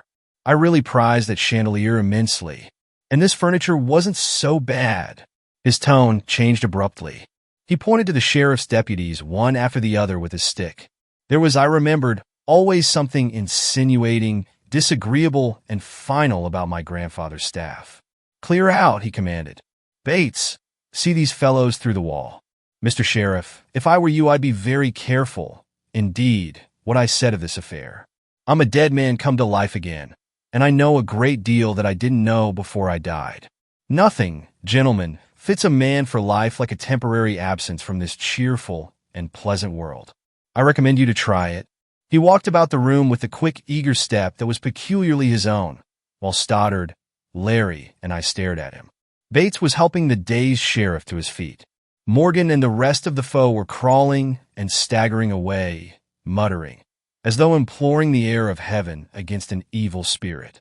Pickering sat silent, not sure whether he saw a ghost or real flesh and blood, and Larry kept close to him, cutting off his retreat. I think we all experienced that bewildered feeling of children who are caught in mischief by a sudden parental visitation. My grandfather went about peering at the books, with a tranquil air that was disquieting. He paused suddenly before the design for the memorial tablet, which I had made early in my stay at Glenarm House. I had sketched the lettering with some care and pinned it against a shelf for my more leisurely study of its phrases. The old gentleman pulled out his glasses and stood with his hands behind his back, reading. When he finished, he walked to where I stood. "Jack," he said, "Jack, my boy." His voice shook and his hands trembled as he laid them on my shoulders. "Marion." He turned, seeking her, but the girl had vanished. "Just as well," he said. "This room is hardly an edifying sight for a woman." I heard, for an instant, a light, hurried step in the wall. Pickering, too, heard that faint, fugitive sound, and our eyes met at the instant it ceased. The thought of her tore my heart, and I felt that Pickering saw and knew and was glad. "They have all gone, sir," reported Bates, returning to the room. "Now, gentlemen," began my grandfather, seating himself, "I owe you an apology. This little secret of mine was shared by only two persons. One of these was Bates." He paused as an exclamation broke from all of us, and he went on, enjoying our amazement, "and the other was Marion Devereux. I had often observed that at a man's death his property gets into the wrong hands, or becomes a bone of contention among lawyers. Sometimes," and the old gentleman laughed, "an executor proves incompetent or dishonest. I was thoroughly fooled in you, Pickering. The money you owe me is a large sum, and you were so delighted to hear of my death that you didn't even make sure I was really out of the way. You were perfectly willing to accept Bates' word for it, and I must say that Bates carried it off splendidly." Pickering rose, the blood surging again in his face, and screamed at Bates, pointing a shaking finger at the man. "You impostor! You perjurer! The law will deal with your case." "To be sure," resumed my grandfather calmly, "Bates did make false affidavits about my death. But possibly it was in a Pickwickian sense, sir," said Bates gravely. "And in a righteous cause," declared my grandfather. "I assure you, Pickering, that I have every intention of taking care of Bates. His weekly letters giving an account of the curious manifestations of your devotion to Jack's security and peace were alone worth a goodly sum. But Bates," the old gentleman was enjoying himself hugely. He chuckled now and placed his hand on my shoulder. "Bates, it was too bad I got those missives of yours all in a bunch. I was in a dahabeeyah on the Nile, and they don't have rural free delivery in Egypt. Your cablegram called me home before I got the letters. But thank God, Jack, you're alive." There was real feeling in these last words, and I think we were all touched by them. "Amen to that," cried Bates. "And now, Pickering, before you go, I want to show you something. It's about this mysterious treasure that has given you, and I hear, the whole countryside, so much concern. I'm disappointed in you, Jack, that you couldn't find the hiding place. I designed that as a part of your architectural education. Bates, give me a chair." The man gravely drew a chair out of the wreckage and placed it upon the hearth. My grandfather stepped upon it, seized one of the bronze sconces above the mantel, and gave it a sharp turn. At the same moment, Bates, upon another chair, grasped the companion bronze and wrenched it sharply. Instantly, some mechanism creaked in the great oak chimney breast, and the long oak panels swung open, disclosing a steel door with a combination knob. "Gentlemen," and my grandfather turned with a quaint touch of humor and a merry twinkle in his bright old eyes, "Gentlemen, behold the treasury. It has proved a better hiding place than I ever imagined it would. There's not much here, Jack, but enough to keep you going for a while." We were all staring, and the old gentleman was unfeignedly enjoying our mystification. It was an hour on which he had evidently counted much. It was the triumph of his resurrection and homecoming, and he chuckled as he twirled the knob in the steel door. Then Bates stepped forward and helped him pull the door open, disclosing a narrow steel chest, upright and held in place by heavy bolts clamped in the stone of the chimney. It was filled with packets of papers placed on shelves and tied neatly with tape. "Jack," said my grandfather, shaking his head, "you wouldn't be an architect, and you're not much of an engineer either, or you'd have seen that that paneling was heavier than was necessary. There's $200,000 in first-rate securities. I vouch for them, Bates, and I put them there just before I went to Vermont to die. I've sounded those panels a dozen times," I protested. "Of course you have," said my grandfather, "but solid steel behind wood is safe. I tested it carefully before I left. He laughed and clapped his knees, and I laughed with him. But you found the door of bewilderment and Pickering's notes, and that's something. No, I didn't even find that. Donovan deserves the credit. But how did you ever come to build that tunnel, if you don't mind telling me? He laughed gleefully. That was originally a trench for natural gas pipes. There was once a large pumping station on the site of this house, with a big trunk main running off across country to supply the towns west of here. The gas was exhausted, and the pipes were taken up before I began to build. I should never have thought of that tunnel in the world if the trench hadn't suggested it. I merely deepened and widened it a little and plastered it with cheap cement as far as the chapel. And that little room there where I put Pickering's notes had once been the cellar of a house built for the superintendent of the gas plant. I had never any idea that I should use that passage as a means of getting into my own house, but Marion met me at the station, told me that there was trouble here, and came with me through the chapel into the cellar, and through the hidden stairway that winds around the chimney from that room where we keep the candlesticks. But who was the ghost? I demanded, if you were really alive and in Egypt? Bates laughed now. Oh, I was the ghost. I went through there occasionally to stimulate your curiosity about the house. And you nearly caught me once. One thing more, if we're not wearing you out, I'd like to know whether Sister Teresa owes you any money. My grandfather turned upon Pickering with blazing eyes. You scoundrel, you infernal scoundrel. Sister Teresa never borrowed a cent of me in her life. And you have made war on that woman. His rage choked him. He told Bates to close the door of the steel chest, and then turned to me. Where are those notes of Pickering's? He demanded, and I brought the packet. Gentlemen, Mr. Pickering has gone to ugly lengths in this affair. How many murders have you gentlemen committed? We were about to begin actual killing when you arrived, replied Larry, grinning. The sheriff got all his men off the premises more or less alive, sir, said Bates. That is good. It was all a great mistake, a very great mistake. And my grandfather turned to Pickering. Pickering, what a contemptible scoundrel you are. I lent you that $300,000 to buy securities to give you better standing in your railroad enterprises, and the last time I saw you, you got me to release the collateral so you could raise money to buy more shares. Then, after I died, he chuckled. You thought you'd find and destroy the notes, and that would end the transaction. And if you had been smart enough to find them, you might have had them, and welcome. But as it is, they go to Jack. If he shows any mercy on you in collecting them, he's not the boy I think he is. Pickering rose, seized his hat, and turned toward the shattered library door. He paused for one moment, his face livid with rage. You old fool, he screamed to my grandfather. You old lunatic. I wish to God I had never seen you. No wonder you came back to life. You're a tricky old devil and too mean to die. He turned toward me with some similar complaint ready at his tongue's end, but Stoddard caught him by the shoulders and thrust him out upon the terrace. A moment later, we saw him cross the meadow and hurry towards St. Agatha's. Chapter 27. Changes and Chances. John Marshall Glenarm had probably never been so happy in his life as on that day of his amazing homecoming. He laughed at us and he laughed with us. And as he went about the house explaining his plans for its completion, he chaffed us all with his shrewd humor that had been the terror of my boyhood. If you had had the plans, of course, you would have been saved a lot of trouble. But that little sketch of the door of bewilderment was the only thing I left. And you found it, Jack. You really opened these good books of mine.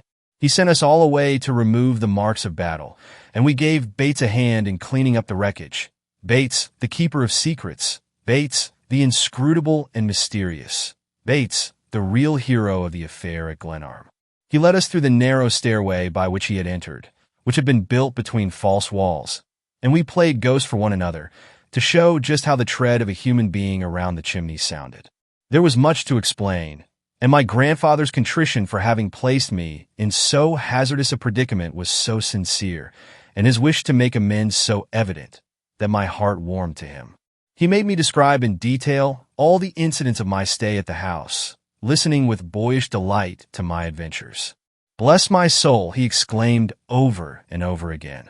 And as I brought my two friends into the story, his delight knew no bounds, and he kept chuckling to himself, and insisted half a dozen times on shaking hands with Larry and Stoddard, who were, he declared, his friends as well as mine. The prisoner in the potato cellar received our due attention, and my grandfather's joy in the fact that an agent of the British government was held captive in Glenarm House was cheering to see. But the man's detention was a grave matter, as we all realized, and made imperative the immediate consideration of Larry's future. "I must go, and go at once," declared Larry. "Mr. Donovan, I should feel honored to have you remain," said my grandfather. "I hope to hold Jack here, and I wish you would share the house with us. The sheriff and those fellows won't squeal very hard about their performances here," said Stoddard. "And they won't try to rescue the prisoner, even for a reward, from a house where the dead come back to life. No, but you can't hold a British prisoner in an American private house forever. Too many people know he has been in this part of the country, and you may be sure that the fight here and the return of Mr. Glenarm will not fail of large advertisement. All I can ask of you, Mr. Glenarm, is that you hold the fellow a few hours after I leave to give me a start." "Certainly, but when this trouble of yours blows over, I hope you will come back and help Jack to live a decent and orderly life." My grandfather spoke of my remaining with a warmth that was grateful to my heart, but the place and its associations had grown unbearable. I had not mentioned Marion Devereux to him. I had not told him of my Christmas flight to Cincinnati, for the fact that I had run away and forfeited my right made no difference now, and I waited for an opportunity when we should be alone to talk of my own affairs. At luncheon, delayed until mid-afternoon, Bates produced champagne, and the three of us, worn with excitement and stress of battle, drank a toast, standing, to the health of John Marshall Glenarm. "My friends," the old gentleman rose and we all stood, our eyes bent upon him in, I think, real affection. "I am an old and foolish man.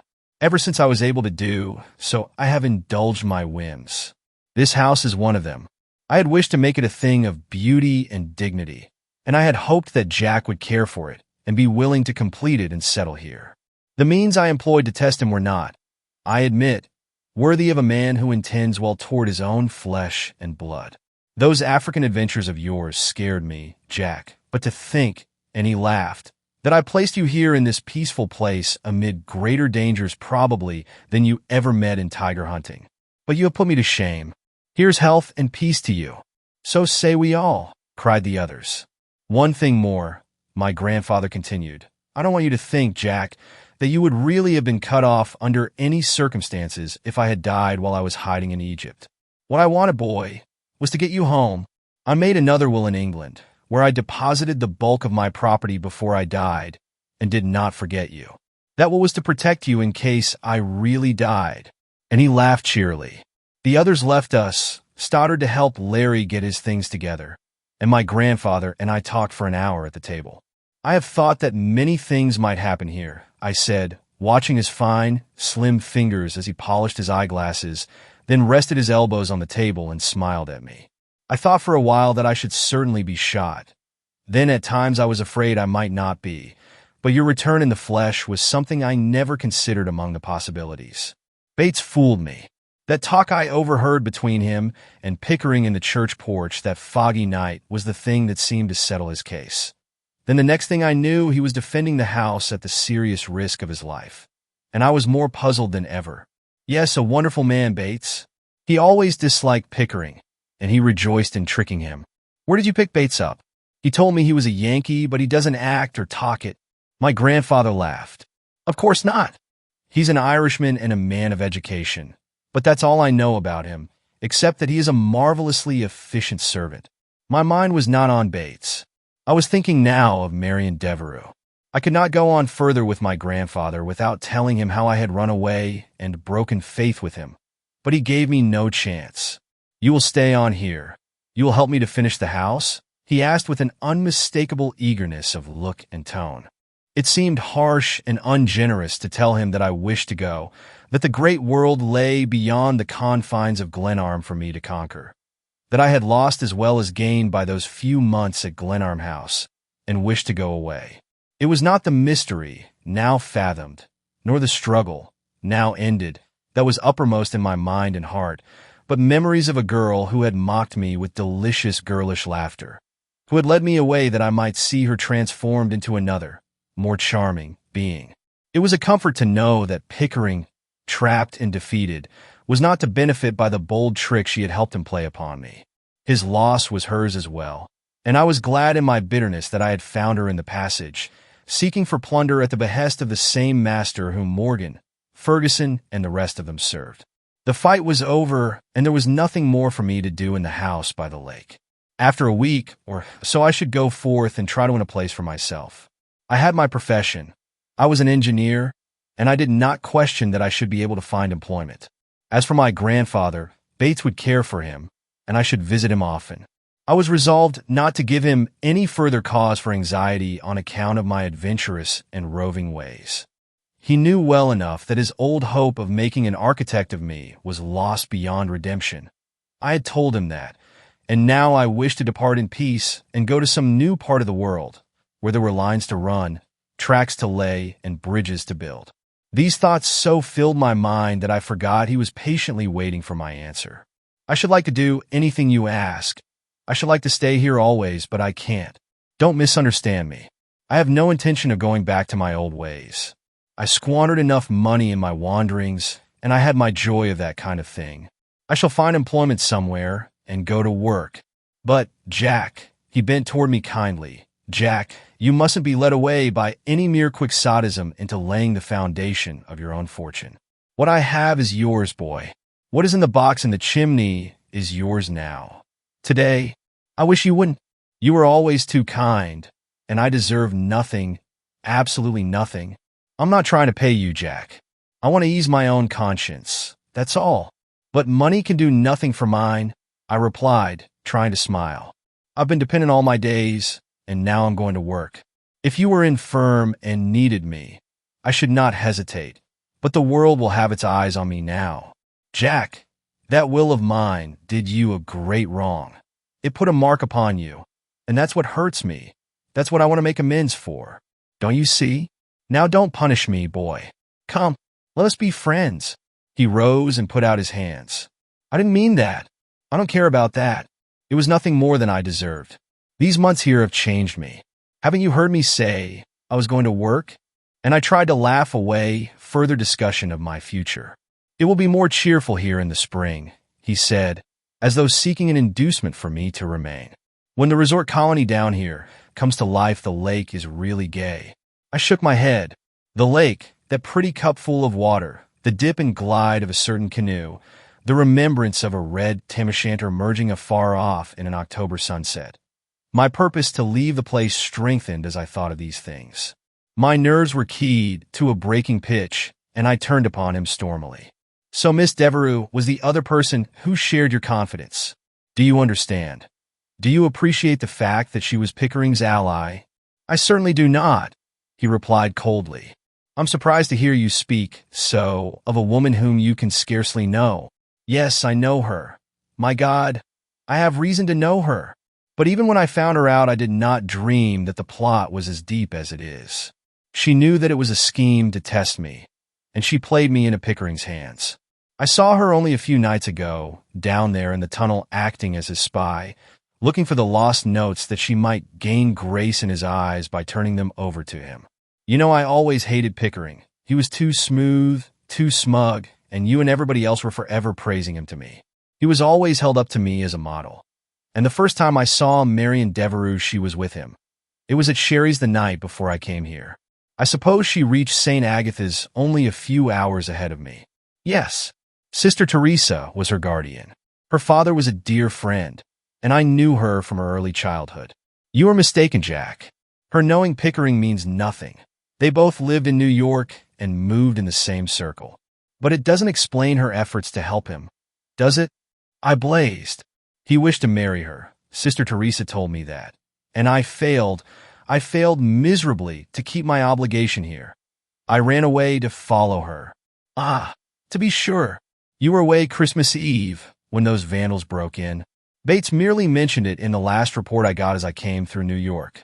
That was all right. I assumed, of course, that you had gone off somewhere to get a little Christmas cheer. I don't care anything about it. But I had followed her. I went to Cincinnati to see her. She dared me to come. It was a trick, a part of the conspiracy to steal your property. The old gentleman smiled. It was a familiar way of his, to grow calm as other people waxed angry. She dared you to come, did she? That is quite like Marion. But you didn't have to go, did you, Jack? Of course not. Of course I didn't have to go, but... I stammered, faltered, and ceased. Memory threw open her portals with a challenge. I saw her on the stairway at the Armstrongs. I heard her low, soft laughter. I felt the mockery of her voice and eyes. I knew again the exquisite delight of being near her. My heart told me well enough why I had followed her. Jack, I'm glad I'm not buried up there in that Vermont graveyard with nobody to exercise the right of guardianship over you. I've had my misgivings about you. I used to think you were a born tramp, and you disappointed me in turning your back on architecture, the noblest of all professions. But this performance of yours really beats them all. Don't you know that a girl like Marion Devereux isn't likely to become the agent of any rascal? Do you really believe for a minute that she tempted you to follow her, so you might forfeit your rights to my property? But why was she trying to find those notes of his? Why did she come back from Cincinnati with his party? If you could answer me those things, maybe I'd admit that I'm a fool.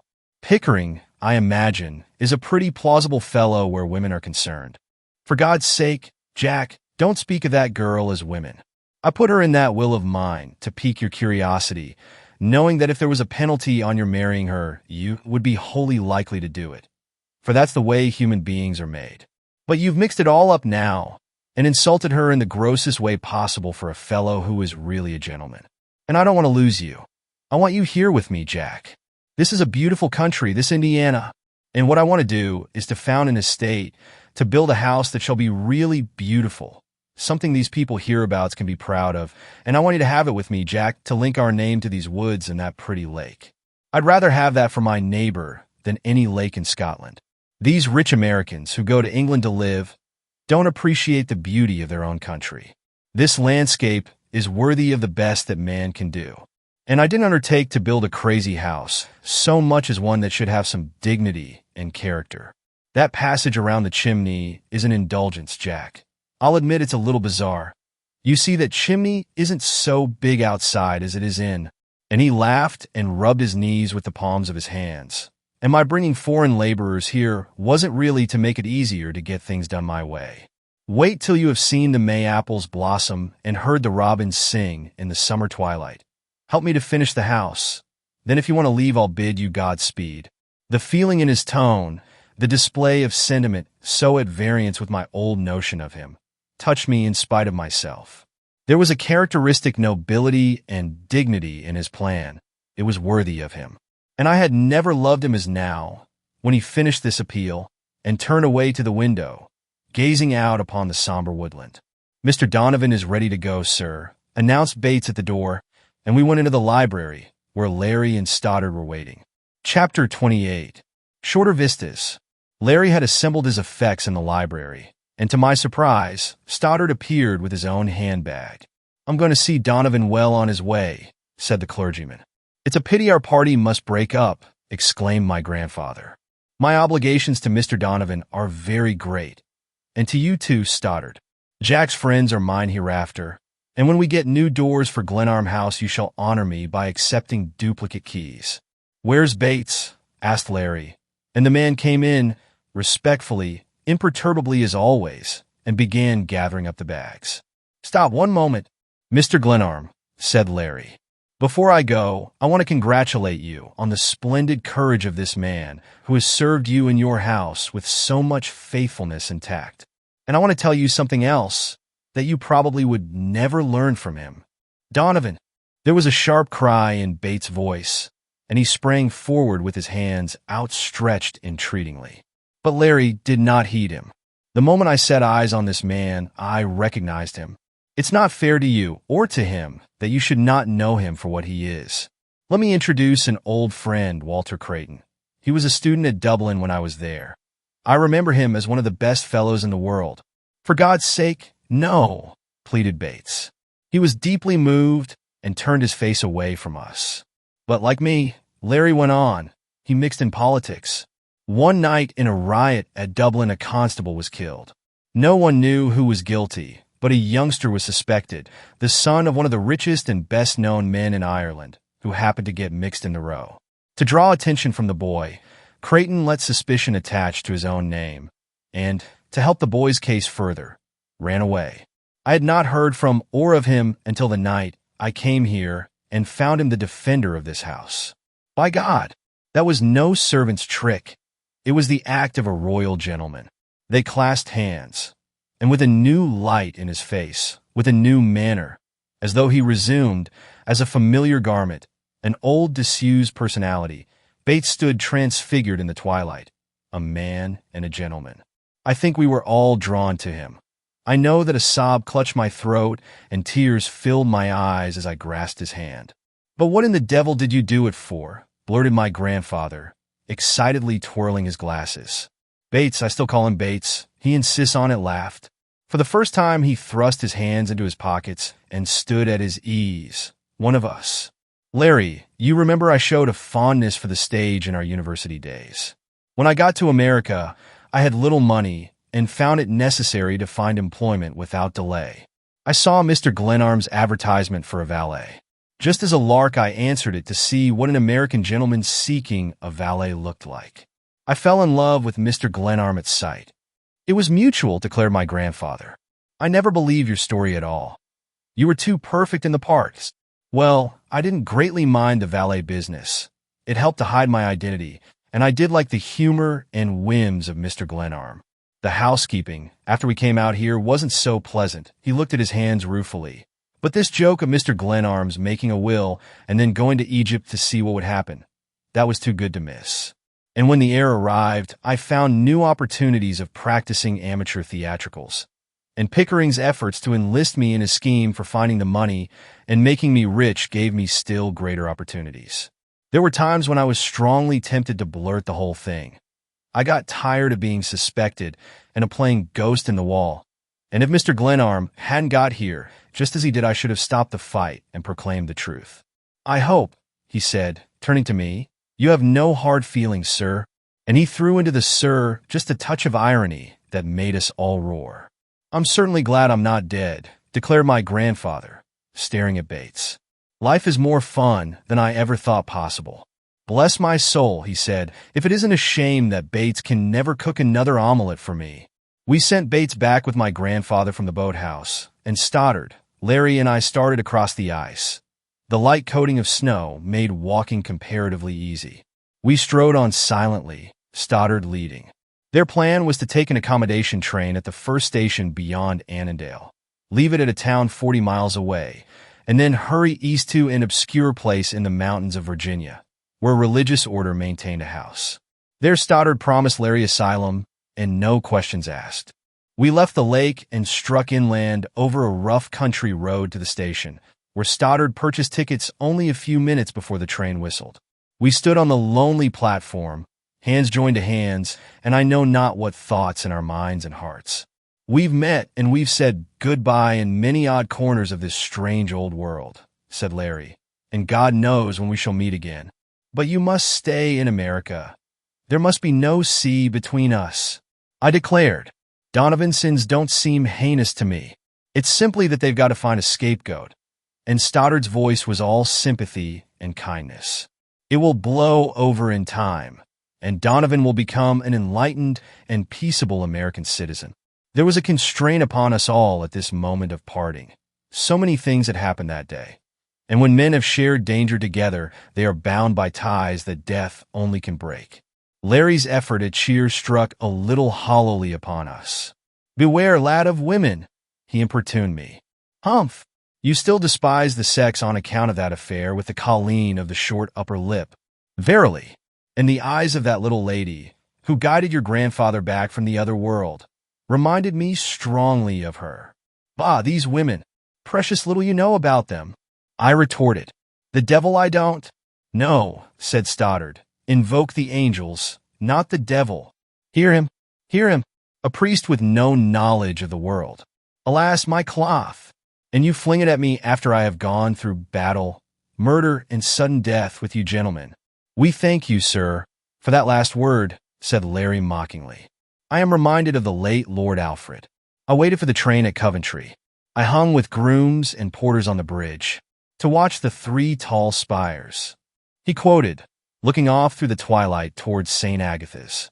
I can't see a blooming spire.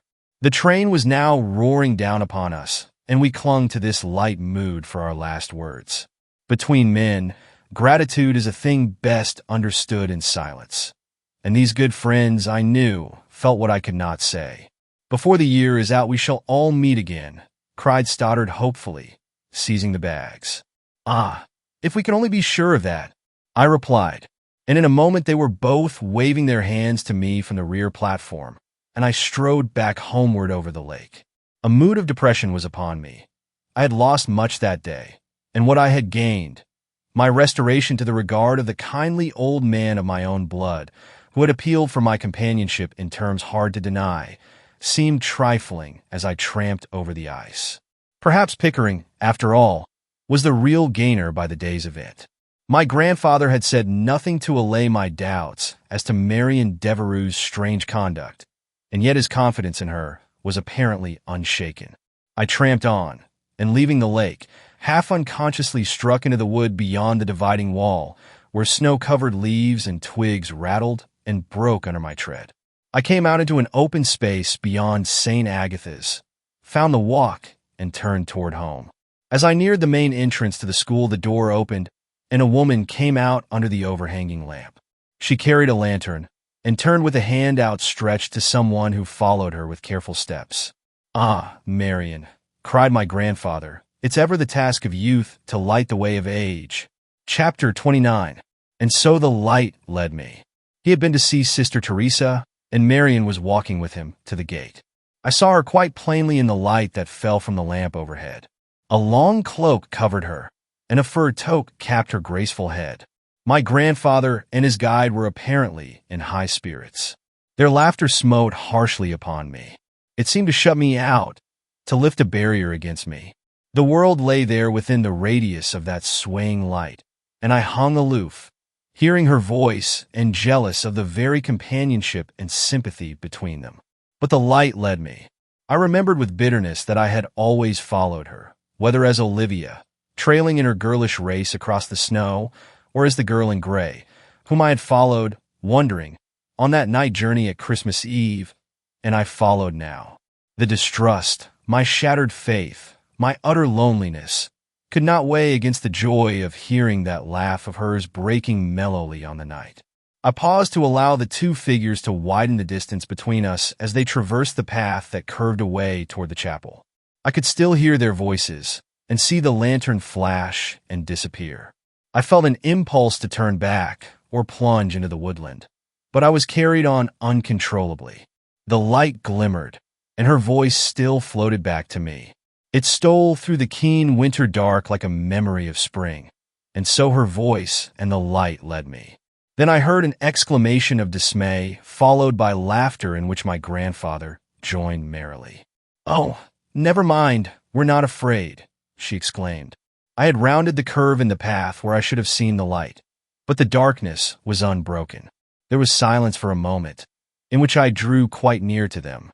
Then my grandfather's voice broke out cheerily. "Now I must go back with you. A fine person you are to guide an old man.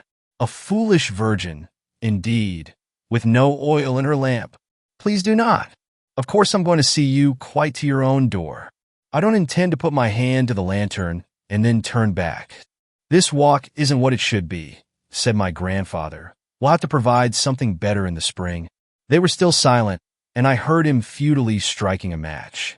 Then the lantern fell, its wires rattling as it struck the ground, and the two exclaimed with renewed merriment upon their misfortune. "If you will allow me," I called out, my hand fumbling in my pocket for my own matchbox. I have sometimes thought that there is really some sort of decent courtesy in me. An old man caught in a rough path that was none too good at best, and a girl, even though my enemy. These were, I fancy, the thoughts that crossed my mind. "Ah, it's Jack!" exclaimed my grandfather. Marion was showing me the way to the gate, and our light went out. "Miss Devereux," I murmured. I have, I hope, an icy tone for persons who have incurred my displeasure, and I employed it then and there, with no doubt its fullest value. She and my grandfather were groping in the dark for the lost lantern, and I, putting out my hand, touched her fingers. "I beg your pardon," she murmured frostily. Then I found and grasped the lantern. "One moment," I said, "and I'll see what's the trouble." I thought my grandfather took it, but the flame of my wax match showed her fingers, clasping the wires of the lantern. The cloak slipped away, showing her arm's soft curve, the blue and white of her bodice, the purple blur of violets. And for a second I saw her face, with a smile quivering about her lips. My grandfather was beating impatiently with his stick, urging us to leave the lantern and go on. "Let it alone," he said. "I'll go down through the chapel. There's a lantern in there somewhere." "I'm awfully sorry," she remarked, "but I recently lost my best lantern." To be sure she had. I was angry that she should so brazenly recall the night. I found her looking for Pickering's notes in the passage at the door of bewilderment. She had lifted the lantern now, and I was striving to touch the wax taper to the wick with imminent danger to my bare fingers. "They don't really light well when the oil's out," she observed, with an exasperating air of wisdom. I took it from her hand and shook it close to my ear. "Yes, of course it's empty," I muttered disdainfully. "Oh, Mr. Glenarm," she cried, turning away toward my grandfather. I heard his stick beating the rough path several yards away. He was hastening toward Glenarm House. "I think Mr. Glenarm has gone home." "Oh, that is too bad," she exclaimed. "Thank you. He's probably at the chapel by this time. If you will permit me—" "Not at all. A man well advanced in the 60s should not tax his arteries too severely." I was quite sure that my grandfather ran up the chapel steps. I could hear his stick beating hurriedly on the stone. "If you wish to go farther," I began. I was indignant at my grandfather's conduct. He had deliberately run off, leaving me alone with a young woman whom I particularly wished to avoid. "Thank you. I shall go back now. I was merely walking to the gate with Mr. Glenarm. It is so fine to have him back again. So unbelievable." It was just such a polite murmur as one might employ in speaking to an old foe at a friend's table. She listened a moment for his step, then, apparently satisfied, turned back towards St. Agatha's.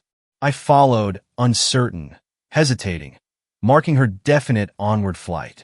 From the folds of the cloak stole the faint perfume of violets.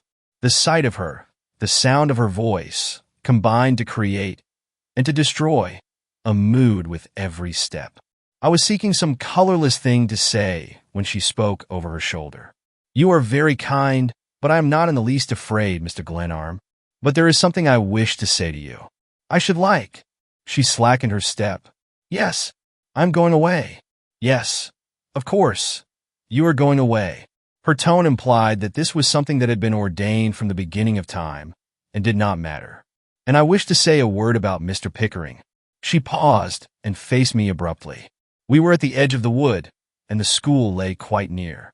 She caught the cloak closer about her and gave her head a little toss I remembered well, as a trick compelled by the vagaries of woman's headdress. "I can't talk to you here, Mr. Glenarm. I had no intention of ever seeing you again, but I must say this. Those notes of Pickering's, I shall ask Mr. Glenarm to give them to you, as a mark of esteem from me." She stepped backward as though I had struck her. "You risked much for them, for him," I went on. "Mr. Glenarm, I have no intention of discussing that or any other matter with you. It is better so. But your accusations, the things you imply, are unjust, infamous." The quaver in her voice shook my resolution to deal harshly with her. "If I had not myself been a witness," I began.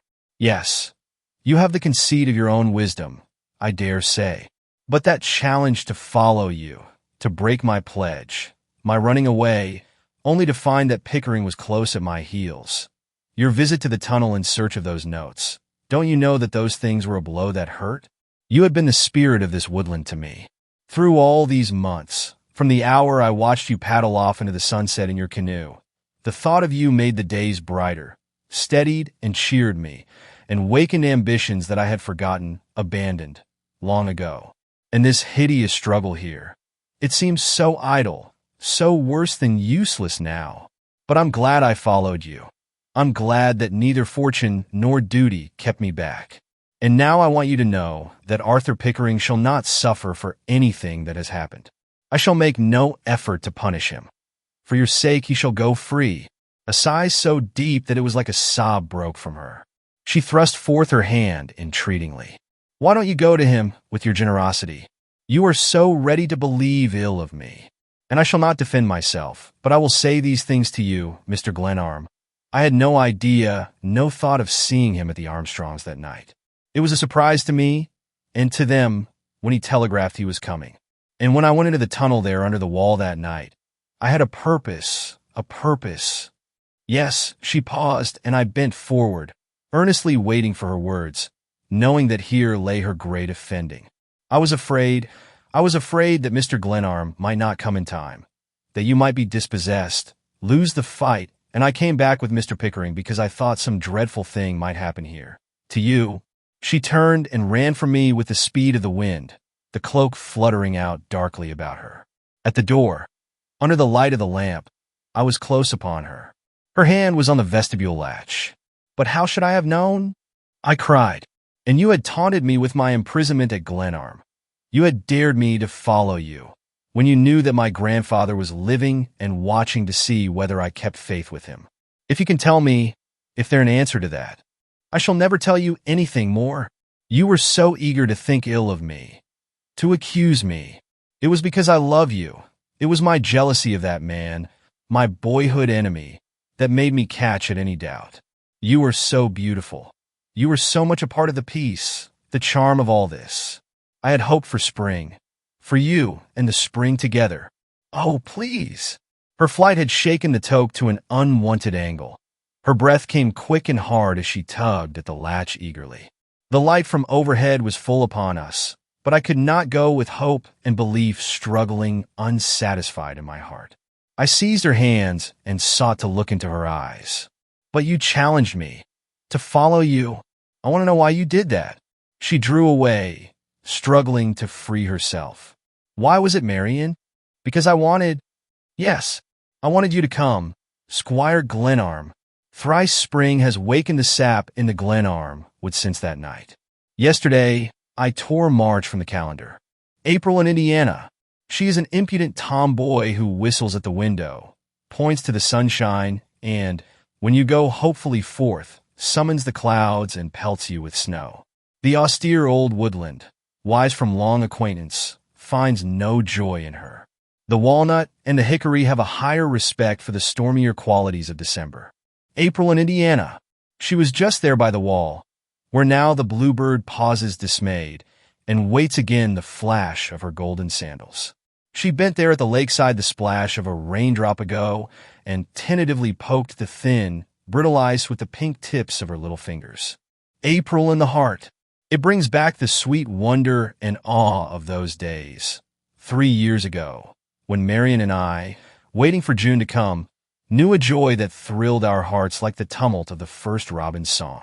The marvel of it all steals over me again as I hear the riot of melody in meadow and wood and catch through the window the flash of eager wings. My history of the affair at Glenarm has overrun the bounds I had set for it, and these, I submit, are not days for the desk and pen. Marion is turning over the sheets of manuscript that lie at my left elbow and demanding that I drop work for a walk abroad. My grandfather is pacing the terrace outside, planning, no doubt, those changes in the grounds that are his constant delight. Of some of the persons concerned in this winter's tale, let me say a word more. The prisoner whom Larry left behind we discharged, after several days, with all the honors of war, and I may add, without breach of confidence, a comfortable indemnity. Larry has made a reputation by his book on Russia, a searching study into the conditions of the Tsar's empire, and, having squeezed that lemon, he is now in Tibet. His father has secured from the British government a promise of immunity for Larry, so long as that amiable adventurer keeps away from Ireland. My friend's latest letters to me contain, I note, no reference to the sod. Bates is in California conducting a fruit ranch, and when he visited us last Christmas, he bore all the marks of a gentleman whom the world uses well. Stoddard's life has known many changes in these years, but they must wait for another day, and perhaps another historian. Suffice it to say that it was he who married us, Marion and me, in the little chapel by the wall, and that when he comes now and then to visit us, we renew our impression of him as a man large of body and of soul. Sister Teresa continues at the head of St. Agatha's, and she and the other sisters of her brown-clad company are delightful neighbors. Pickering's failure and subsequent disappearance were described sufficiently in the newspapers, and his name is never mentioned at Glenarm. As for myself, Marion is tapping the floor restlessly with her boot, and I must hasten. I may say that I am no idler. It was I who carried on the work of finishing Glenarm House, and I managed the farms which my grandfather has lately acquired in this neighborhood. But better still, from my own point of view, I maintain in Chicago an office as consulting engineer, and I have already had several important commissions. Glenarm House is now what my grandfather had wished to make it, a beautiful and dignified mansion. He insisted on filling up the tunnel, so that the door of bewilderment is no more. The passage in the wall and the strong box in the paneling of the chimney breast remain, though the latter we use now as a hiding place for certain prized bottles of rare whiskey, which John Marshall Glenarm ordains shall be taken down only on Christmas Eves, to drink the health of Olivia Gladys Armstrong. That young woman, I may add, is now a belle in her own city, and of the scores of youngsters all the way from Pittsburgh to New Orleans who lay siege to her heart, my word is, may the best man win. And now, at the end, it may seem idle vanity for a man still young to write at so great length of his own affairs. But it must have been clear that mine is the humblest figure in this narrative. I wish to set forth an honest account of my grandfather's experiment in looking into this world from another, and he has himself urged me to write down these various incidents while they are still fresh in my memory. Marion, the most patient of women, is walking toward the door, eager for the sunshine, the free airs of spring, the blue vistas lakewood, and at last I am ready to go. The end. Thank you for listening to the final part of The House of 1,000 Candles by Meredith Nicholson. We hope you enjoyed this captivating story. If you did, please give this video a thumbs up, share it with others who love classic literature, and let us know your thoughts in the comments below. Don't forget to subscribe to the channel for more timeless stories and hit the notification bell so you never miss a new upload. Thank you for your support, and we'll see you in the next audiobook adventure.